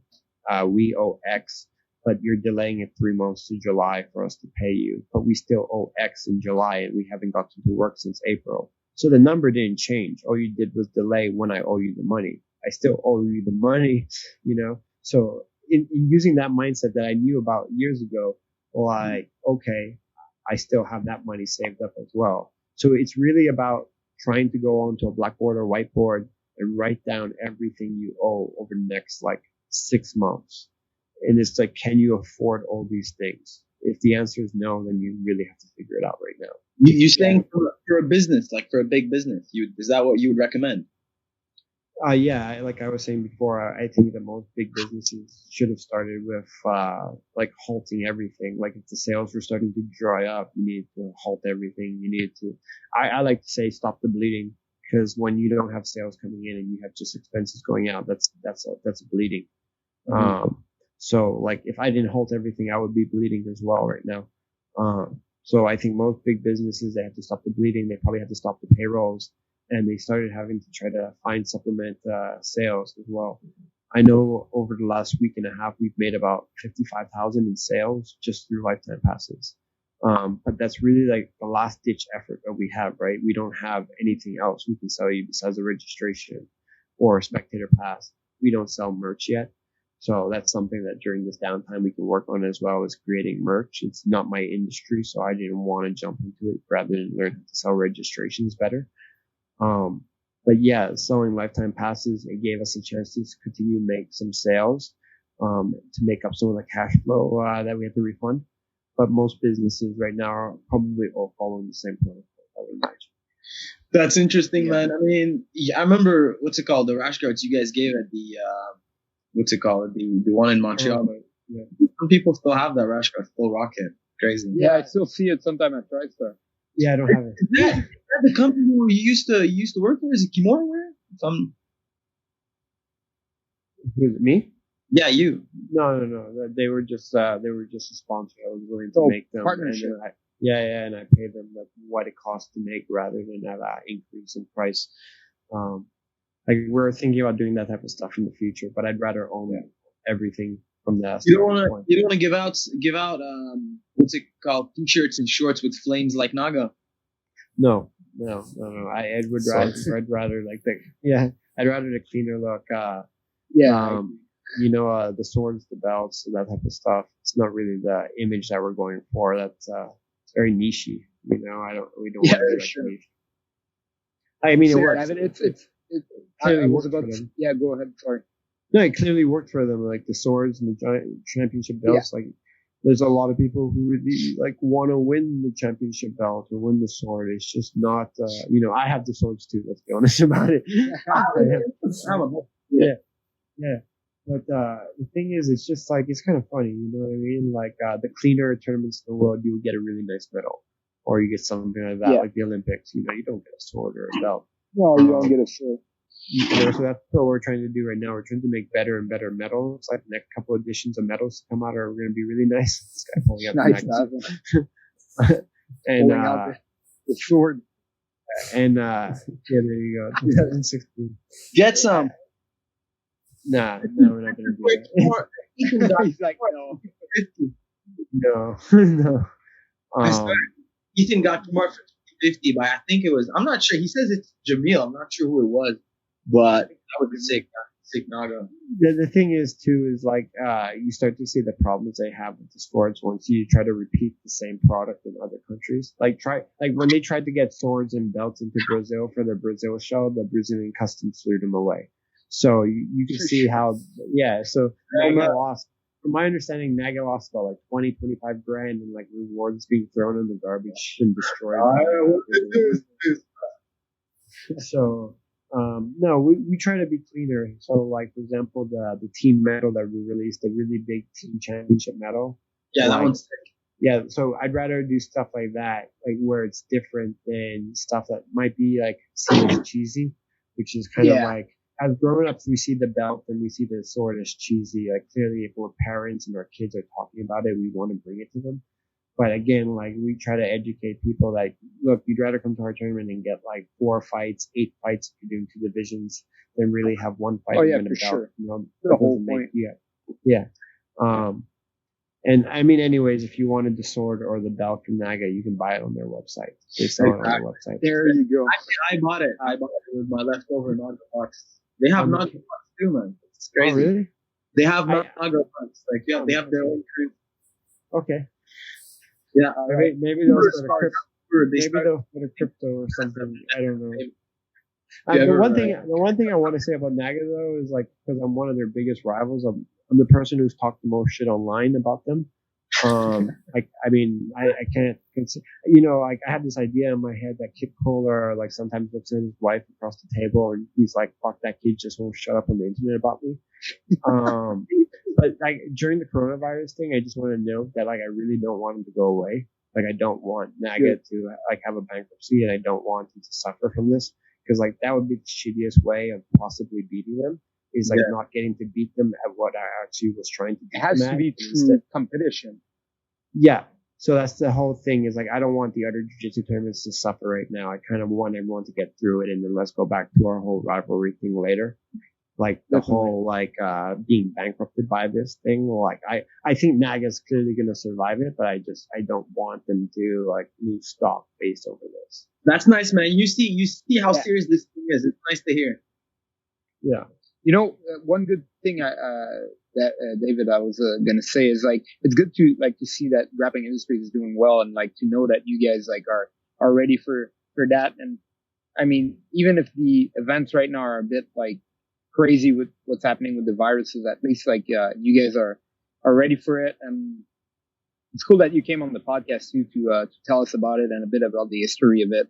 I think we've been going on for quite a bit, almost 2 hours now. Of course, you got a minus 20 minutes off of it because Tazo wasn't there, but we told you I don't have more questions for him, man. It's all good, man. Oh man, I wanted to know what his days were like, man. What Aguzzi's days were like? Yeah, right now is bandaging the bleeding.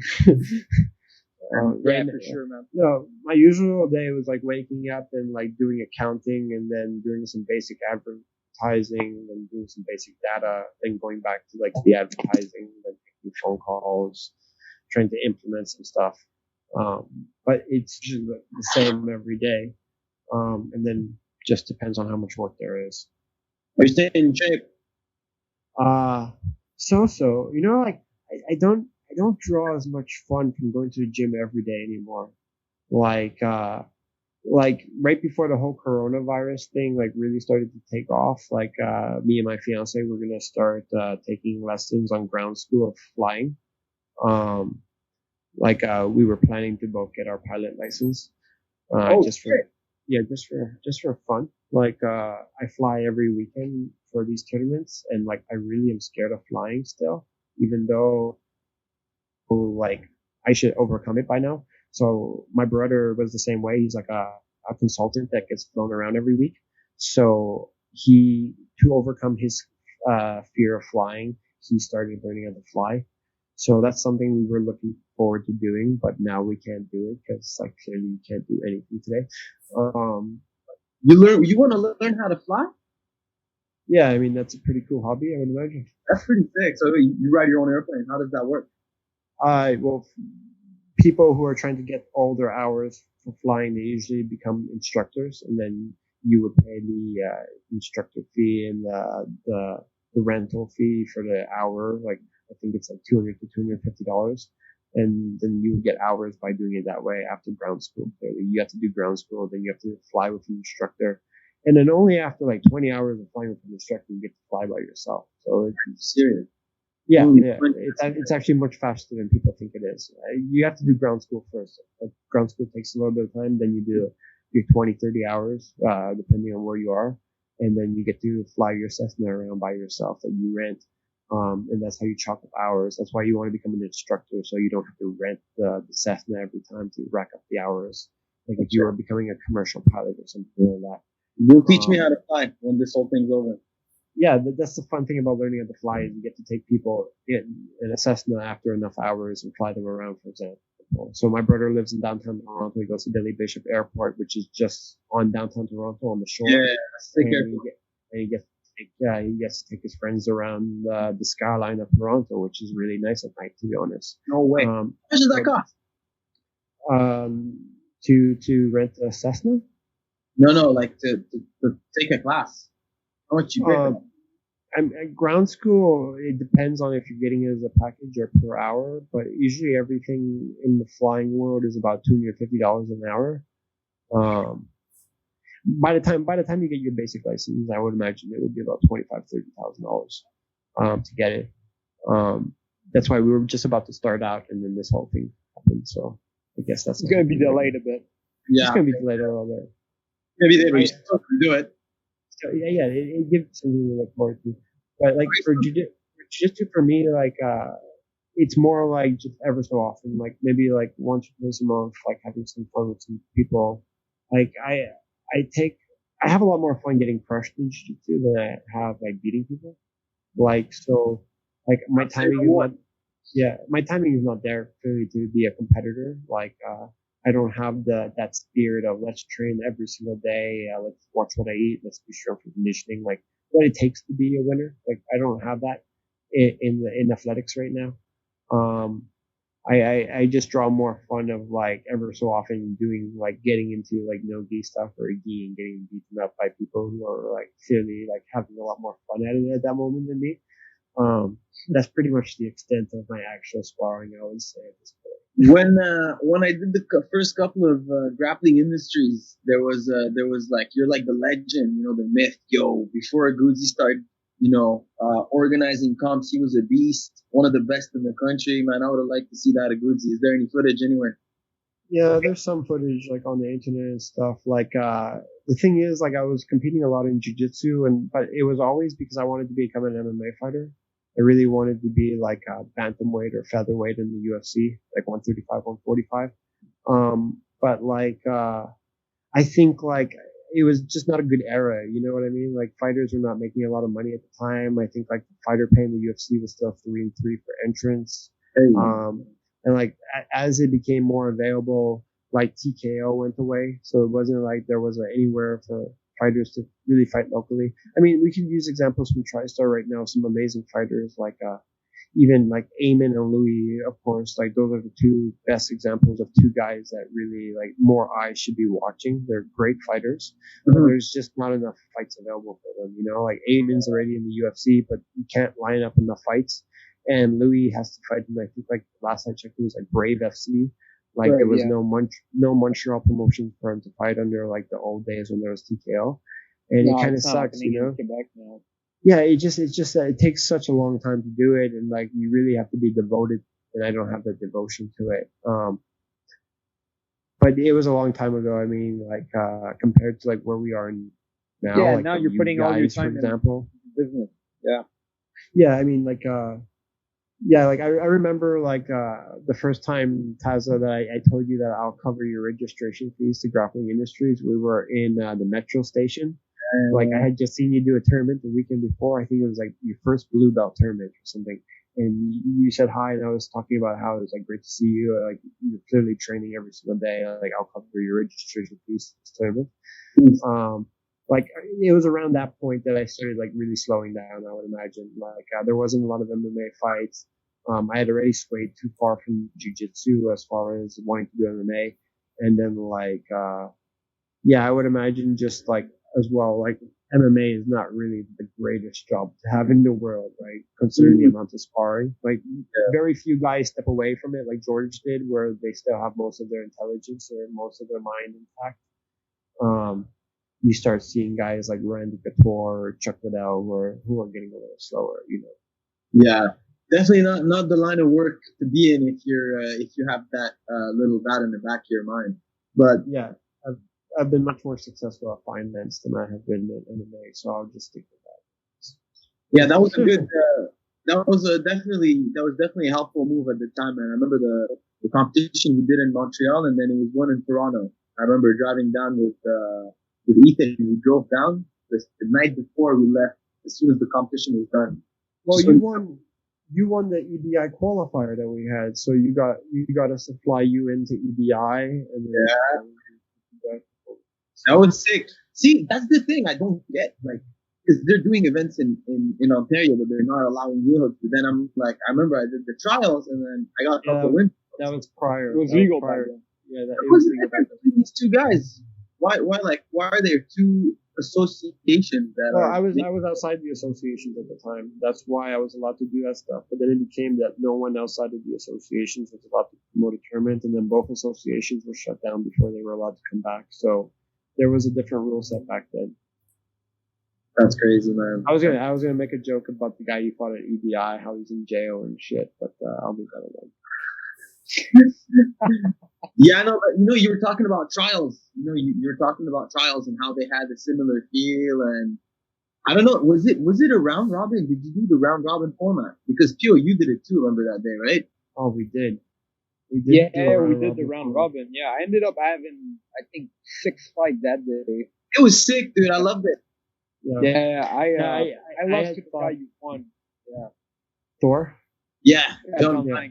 Yeah, hilarious shit. So, yeah. I had thought that I was gonna get 3 qualifiers to EBI. Like, I thought I was gonna get one in Toronto, I was gonna get one in New York City, and I thought I was gonna get one in Australia. So 3 different countries giving me 3 qualifiers. But after the first one, I remember asking Eddie, like, if I can have the second one on this date in this country, and he said no.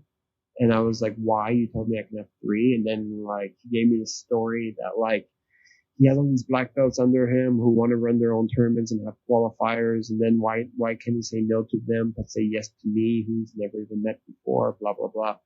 And then that was the moment. Qualifiers. They're doing like an in-team kind of competition, right? Yeah, but his friends wanted to run like their own tournaments, and they wanted some prize to put out on the line, and then they started bothering Eddie, and because they started bothering Eddie, everyone had to give up their qualifiers, basically. So I don't have to my buddy all over the place, you know what I mean? Yeah, that's unfortunate in my opinion, because like these qualifiers were, like, I don't know, like you said, it's a good preparation to get into it. I mean, 29 people tried out for that division, right? I mean, you even had a guy from Finland. I mean, everyone really tried out to win that EBI qualifier. But yeah, that was sick. It is what it is, like. It was a fun day still. Yeah. Mm. So listen, Aguzzi, I wanted to ask you, like earlier we were speaking about the community here in Montreal being like not too supportive, or I don't know, maybe I'm choosing the wrong word, but how do you think we could make that better?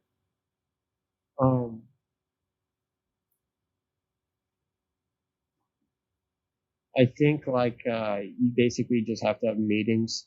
I mean, you need to bring everyone into the same spot and have everyone like peer to air.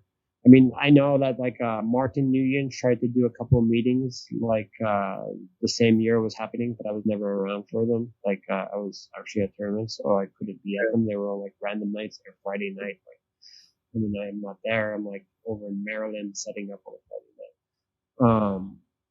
I think the problem is as well is like there's a lot of finger pointing in the Montreal scene. Again, like Fabio and Bruno want to support each other. Then you have Tree who wants to start doing his own thing. You have Grappling Industries. Yeah. I think you just need to have some meetings. Once you have meetings of everyone combined but together, I think then the whole community can just clean up the air in those meetings, and like you really have to make it not about the past, but how do we get tournaments back in Montreal and stuff like that. Because really and truly, like it literally everybody wins from it. You know what I mean?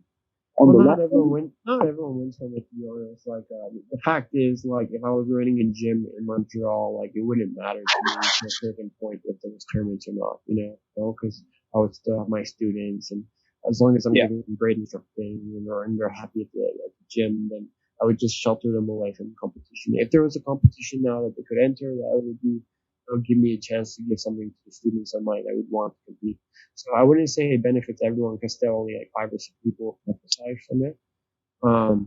I can tell you that when grappling was made legal in a competition section of like Jiu-Jitsu, like I was probably the one who lost the most money. But then again, you know, like I would like to see it come back, but at the same time, like I still think it's like far away. And I don't think you need everyone to come together and clean up the air and have meetings because still, again, you're going to need a lawyer. You're going to need to spend money on it. It's just not going to happen. You know, not overnight at least. You got to pick your battles, man. See what's most meaningful to you at the time, I guess. No. What's the best for your company too? Yeah. It used to be super meaningful for me. It was super important. But then, like, as I expanded to other cities and more cities, and it became less important. And just like, at first I was like, okay, let's put money in this. Like, I'll put money in this. You guys put money in this. And then we'll hire someone. And then the other guys didn't really want to spend money on it. I don't know if they didn't have money or they didn't see the point of it. Yeah. Everyone had to kind of do it for free at first. And like, to be honest, like I can be honest with you guys, like, nothing happened when you have no money. Well, listen, I mean, I mean, maybe from the past, there weren't many people interested, but listen, 3 of us that you're talking to right now, Pio, Val, myself, Johnny Zamuli, there are, I think, more and more people than we actually think that are fired up about this and want to make a difference. You know what I mean? Yeah, so that might be the best concept. Maybe after like the whole coronavirus thing, we rent like a place, we have a big open mat, and we share ideas for like how do we get sport in here. We invite politicians, we put some money in a pot, and we hire a lawyer off of that, maybe, or something like that. Or we find someone who wants to get arrested for running a tournament, like I said. But yeah, I mean, we're steps away from that. And like right now with the gathering ban, I mean, it just puts us further behind. Yeah, well, like I guess it feels like we're probably not gonna go with the guy getting arrested method, but just keep that in the back of our minds, guys. If we find somebody who's got the courage and the heart, yeah, throw him in there. I guess it's hard to find. Yeah, probably not. Yeah, definitely. Yeah. Hopefully this will. We got to settle some few things before that, and hopefully in the future it's gonna get back in Montreal. I mean, listen. Each time we add somebody to the list, like I didn't know Zamuli was that involved. I didn't know you tried to do something about it. Well, Johnny's the leader of it, kind of, right? Johnny's like pretty much been the leader. Yeah, he's been the leader of like trying to lead the charge in the subject. Yeah. Are you in touch with him? Do you ever talk to him? Like, are you guys friends or? We don't talk very much. I think the last time I saw him was at one of the Plattsburgh events. So, like, clearly we came up with an answer to the Quebec ban. Where it's like, we'll just put on Plattsburgh events, which is upstate New York. We have a New York registration license, so I guess we can do that. And now you can see that New York is starting to have their own athletic commission issues. Yeah. Oh, damn, that's true, huh? Yeah, like the New York Athletic Sports Commission wants to be involved in this type of stuff. Does that change anything for you, like when you're going to do these events in New York, or? Oh yeah, it really fucked me over because what they did was they gave out exemptions to everyone as long as you weren't willing to take spectator fees. So basically, I can have 2 tournaments in New York just as long as I don't charge spectators, which then I lose massive amounts of money. You don't charge spectator fee from what I remember, right? Oh yeah, we do. Yeah, we charge $15 for spectators. Okay. So, I didn't know that. But you know, like at an event like in New York when there's 700 competitors and like there's 700 spectators, 715 isn't. And now I can't collect it. You know, I lose that money. That's a lot of money. Yeah, it's over a year, especially over like 10 shows you do in the state like that. That's a lot waste of money, I guess. And the alternative of setting up a doctor at your event or having an ambulance outside or being registered as an applicant of their commission. It's just not really worth it, to be honest. And then the blood testing thing, right? Like every competitor would have to be blood tested for hepatitis, I think A, B, and HIV or something like that. That's madness. Yeah, like I'm not gonna get 1,000 people blood tested in New York. Neither is IBJJF, right? So, we all ended up with the exemptions of the loopholes of the code, but it's hard to say right now as well because New York is the most locked down state in America right now. Yeah, it's just gonna drive events somewhere else. Like, I mean, it's just the actual area that's gonna suffer. It's not the actual company. You know what I mean? I don't know. Yeah, I mean, people are still going to have events in New York. Just to do an event in New York now, it's going to be much more difficult than it was before. Like, it takes a little bit more emphasis on the registrations over the actual activity as well. Yeah. Like, imagine, I don't know, whatever. I'll be repeating myself if I say it, but I find that very unfortunate. So, will they have to do the same thing as we're trying to do here in Quebec? No. Right now, you can have a tournament if you have the exemption or you apply for the exemption, or if you just want to follow the conditions. So I know some small super fight shows that have started to do what the commission is asking for. Like we saw this happen at the last Kasai in New York when Gordon Ryan got taken off the card because he was born with hepatitis. So yeah, they didn't let him fight. I think Kasai said they were never going to do New York again because of this experience. Yeah, at that moment I remember I was on that Kasai and they had us, they made sure like everyone got blood tested before, they were paying for it. And so I guess that was expensive too. Yeah. Typically a blood test like that is about $200 to test those two hepatitis and HIV. They're pretty simple to get anywhere, but, I think trying to get people to do something like that is a lot harder said than done, to be honest. Damn. Aguzzi, is there anywhere people can go and get the lifetime passes? Are they still available? Lifetime passes, they just have to email us at grapplingindustries@gmail.com. Or basically, our email is on the bottom of every website page that we have. There's a contact tab. So if you forget, you just go to our website, grapplingindustries.com, and you hit the contact tab. You can send it through there. Or you can scroll to the bottom of the website pages and it'll just be right across the bottom of the screen. Yeah, guys, take the time to check it out. Grappling Industries, in my opinion, and I'm not saying this because Aguzzi's on air, but this is the comp that I've done the most, in my opinion. You get a lot of matches at a reasonable price, and it's usually in the area, and you get pretty good local talent. So I highly recommend it. If you're listening to this and you're trying to, get back to normal life with a couple of competitions, I think this is one to keep your. That's the one, yeah. If you want to have a lot of matches, it's the one to gain experience, definitely. Very, very flexible rule set as well. I think a lot of people. Absolutely. Yeah. I mean, in my opinion, for us personally, we do a lot of submission only. For the style we train, I think it's perfect. You can work on things in a competition setting where you don't have to freak out about losing first match and losing. What is it, Jeff? 170 right now, like in Canadian. Well, the Canadian dollar is tanking right now. So yeah, it's at 145. So it would be 130 US, I think. So it's like about almost 180 right now. Yeah, that's wild. The same thing in Australia right now, and like in certain countries in Europe, like France, where the dollar doesn't go as far, like the registration fees are still low. Yeah, that is wild. For single elimination and such a strict rule set. Yeah, and then the rest are just snobby. I don't like it, man. So yeah, guys, just check out Grappling Industries. Wow, you got anything else? Uzi. I got one last thing to add, I guess, if we're on closing arguments, was since we did so much talking about the economy and about jiu-jitsu gyms potentially closing if they weren't able to survive the coronavirus and how long it's going to last in our society, was that I want to put some emphasis on the amount of suicides that will happen. I live with there's one rule, regardless of how much you fuck up, there's only one rule: you don't get to kill yourself. So that's kind of the rule, is for all the businesses that close down, you have to remember it's just paper. And that there's already so many people are under so much fucking stress right now that the last thing we need is more stress by losing someone. I've had to face that tragedy, direct, by suicide. So I know what it's like to lose someone, like immediate family. So I think the best thing we can do, especially at this moment where we can't see our friends and we can't train with our friends, especially in jiu-jitsu, is like we can call each other. Like nothing stops us right now from calling each other. Like it doesn't have to be text messages all the time, but we can ask each other how each other's doing and shit like this. There's only that one rule, like it's the one rule most of us have to live by.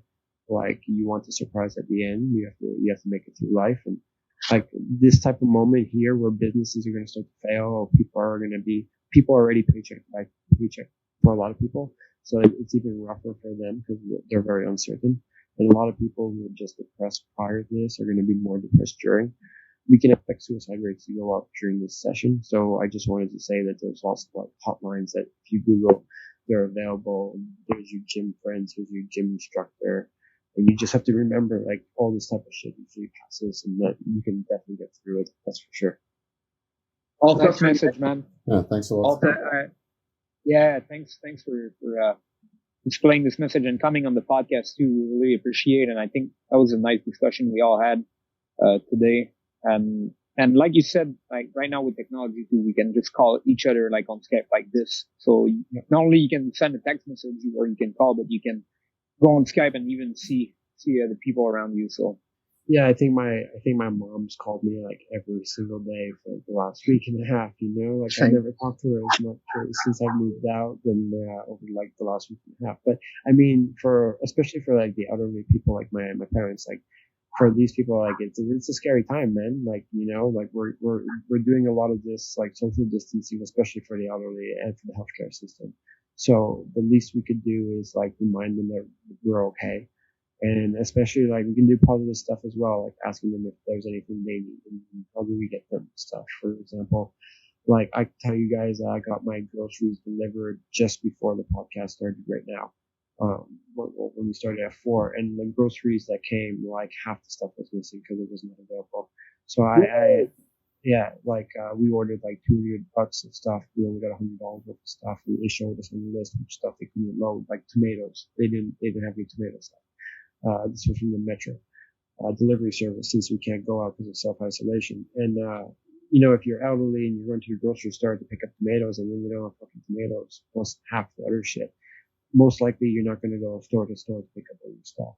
So, and if you wanted to get it delivered, then like clearly they don't have it in inventory anyways. So it just makes the whole thing hard for people. So this is a really good chance to like step up as well, you know. Most of us are going to be really busy with our lives once everything comes back to normal. It doesn't stop us from actually like trying to be good humans now. You know what I mean? Yeah, I agree totally with that. I was a little zoned out because I was thinking about how I could help and be useful. Sorry, it's not like that. Well, that's the thing. Like, grocery stores are running out of flour. They're running out of certain vegetables. They're running out of certain meats. We tried to order like 2,000 grams of chicken. We got 500 grams. Damn. Yeah, we ordered ribs. They had no more ribs. We ordered flour. They had no more flour. Like no tomatoes. I mean, just stuff like that. You know, it's either like the grocery stores are starting to ration out, but in rationing it out, it also like prevents the people who need it the most from getting it. I think, like for example, in my case, like the moment I get out of this quarantine self-isolation on Sunday, the first thing I'm probably gonna do is buy too much food and bring it to the food bank. Because from my understanding on the stats of the food banks right now in Montreal is like they're the ones that are running the lowest. Everyone that needed food that didn't have money got it from the food bank before, and now there's even more people that are struggling from not being able to work over the next 2-3 weeks. And that number is going to be extended once further lockdowns are announced. So I think the food bank is where I'm going to bring the bulk of the first couple of orders I buy. What are you getting? Popcorn? I don't know.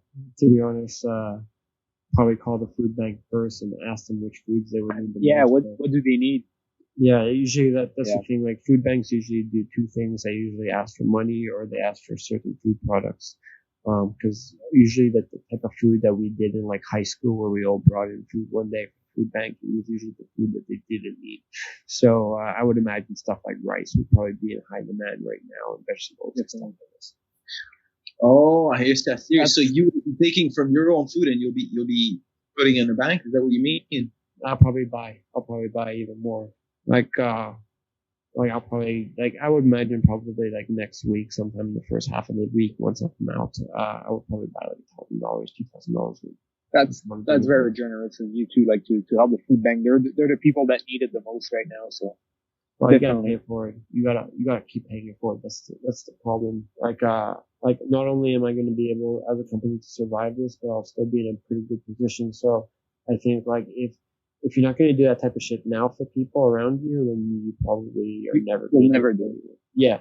And like in the apartment building I live in, like most of my floor is elderly people. So the first thing I'll probably do as well is knock on their doors and ask them if they have everything. Just try to build a sense of community, I guess, with people around me, I would imagine. Legend. Good man. Good man. That's, thanks for coming on the podcast, man. I appreciate you guys. Thanks a lot. Thank you guys for having me on. Theo, you want to wrap it up? Yeah, well, like I said, thanks for coming up and having you guys exchange on so many subjects. And I think we went through a lot of subjects, but now we're gonna wrap it up with the classic support section, right, Taz? Support, guys. It's probably you know what I mean. If you guys want a free instructional, you guys can email grapplearts.com. No, you can, guys, email support@grapplearts.com. Get my free leg lock instructional. Get the lingo, transitions, entries, counters. You guys will have a very good amount of things to work on and to absorb during this quarantine. Just like I'm absorbing that chocolate bar right now. Oh yeah. Next up, we have Physiomentum. The guys are they actually started so if you're on Montreal, obviously they're not receiving any more clients right now, especially because of the quarantine. But they started a online physio. How can I say that? Online service? Yeah, thank you. And they're basically, you can subscribe if you have injuries or you want to work on them. They're gonna help you guys out. It's really nice. We haven't used it yet, but started it, so you can check them out. Next up, we have Mizu Studio, Val, with us. Mizu Studio is on hold right now, obviously, but still supporting, right? And we'll be back when the whole quarantine is done. Mizu Studio will be back with the open mat and the classes. And we'll on those mats. Yeah. Sure. And then we have Will Forever wearing the sweater right now. Betty, she's been helping us get mats to get a bit of training during quarantine. So, and she's helping us get to competition. The website is under construction. I'm almost done with it. So that's going to be nice. As soon as we're done with this whole virus thing. Hey, if you don't back on now, I don't know when you'll ever get it done. No, it's pretty much done, basically. Yeah, also, what we're going to be doing, because you and I have been pretty much 2 weeks before the quarantine, and then now 2 weeks we've been kind of isolated. So you and I are going to be training again. We'll let people know what we're working on. Absolutely. You guys will be able to see. And I believe we are starting a Patreon too for the podcast. We talked about it, me, Taza, and Val. And there's going to be a way for you guys to help us out if you like to donate. Just it's for now we haven't figured out tiers we'll put maybe content over time. For now, it's going to be up. We'll put the link, and if you guys want to help us out with the podcast, keep us going. It's going to be on. That's pretty much it. We're testing it. It's a new thing, but we'll see with everybody. I'm trying to test also, like say yesterday I did a home workout. I'm going to maybe post it if you guys like that kind of stuff. I don't know. It's the time to see if it's my kind of thing to do or not. Time to test and fail. Exactly. I'm going to make a fool out of myself on the internet. Yeah, exactly. So on that note, thank you so much for being there and helping us out with the recording. Taza, thank you for everything. And David Aguzzi, once again, thanks for giving us your input on everything on the situation and Grappling Industries. I'm glad you guys will be back, and I'm looking forward to probably compete against you guys if you're around. So let's have fun with it. Appreciate you guys having me on, man. I appreciate it. Nice one. All right. Have a good one, guys. All right, guys. Bye-bye. Safe. Let's lock it up. Safe in it. Yeah.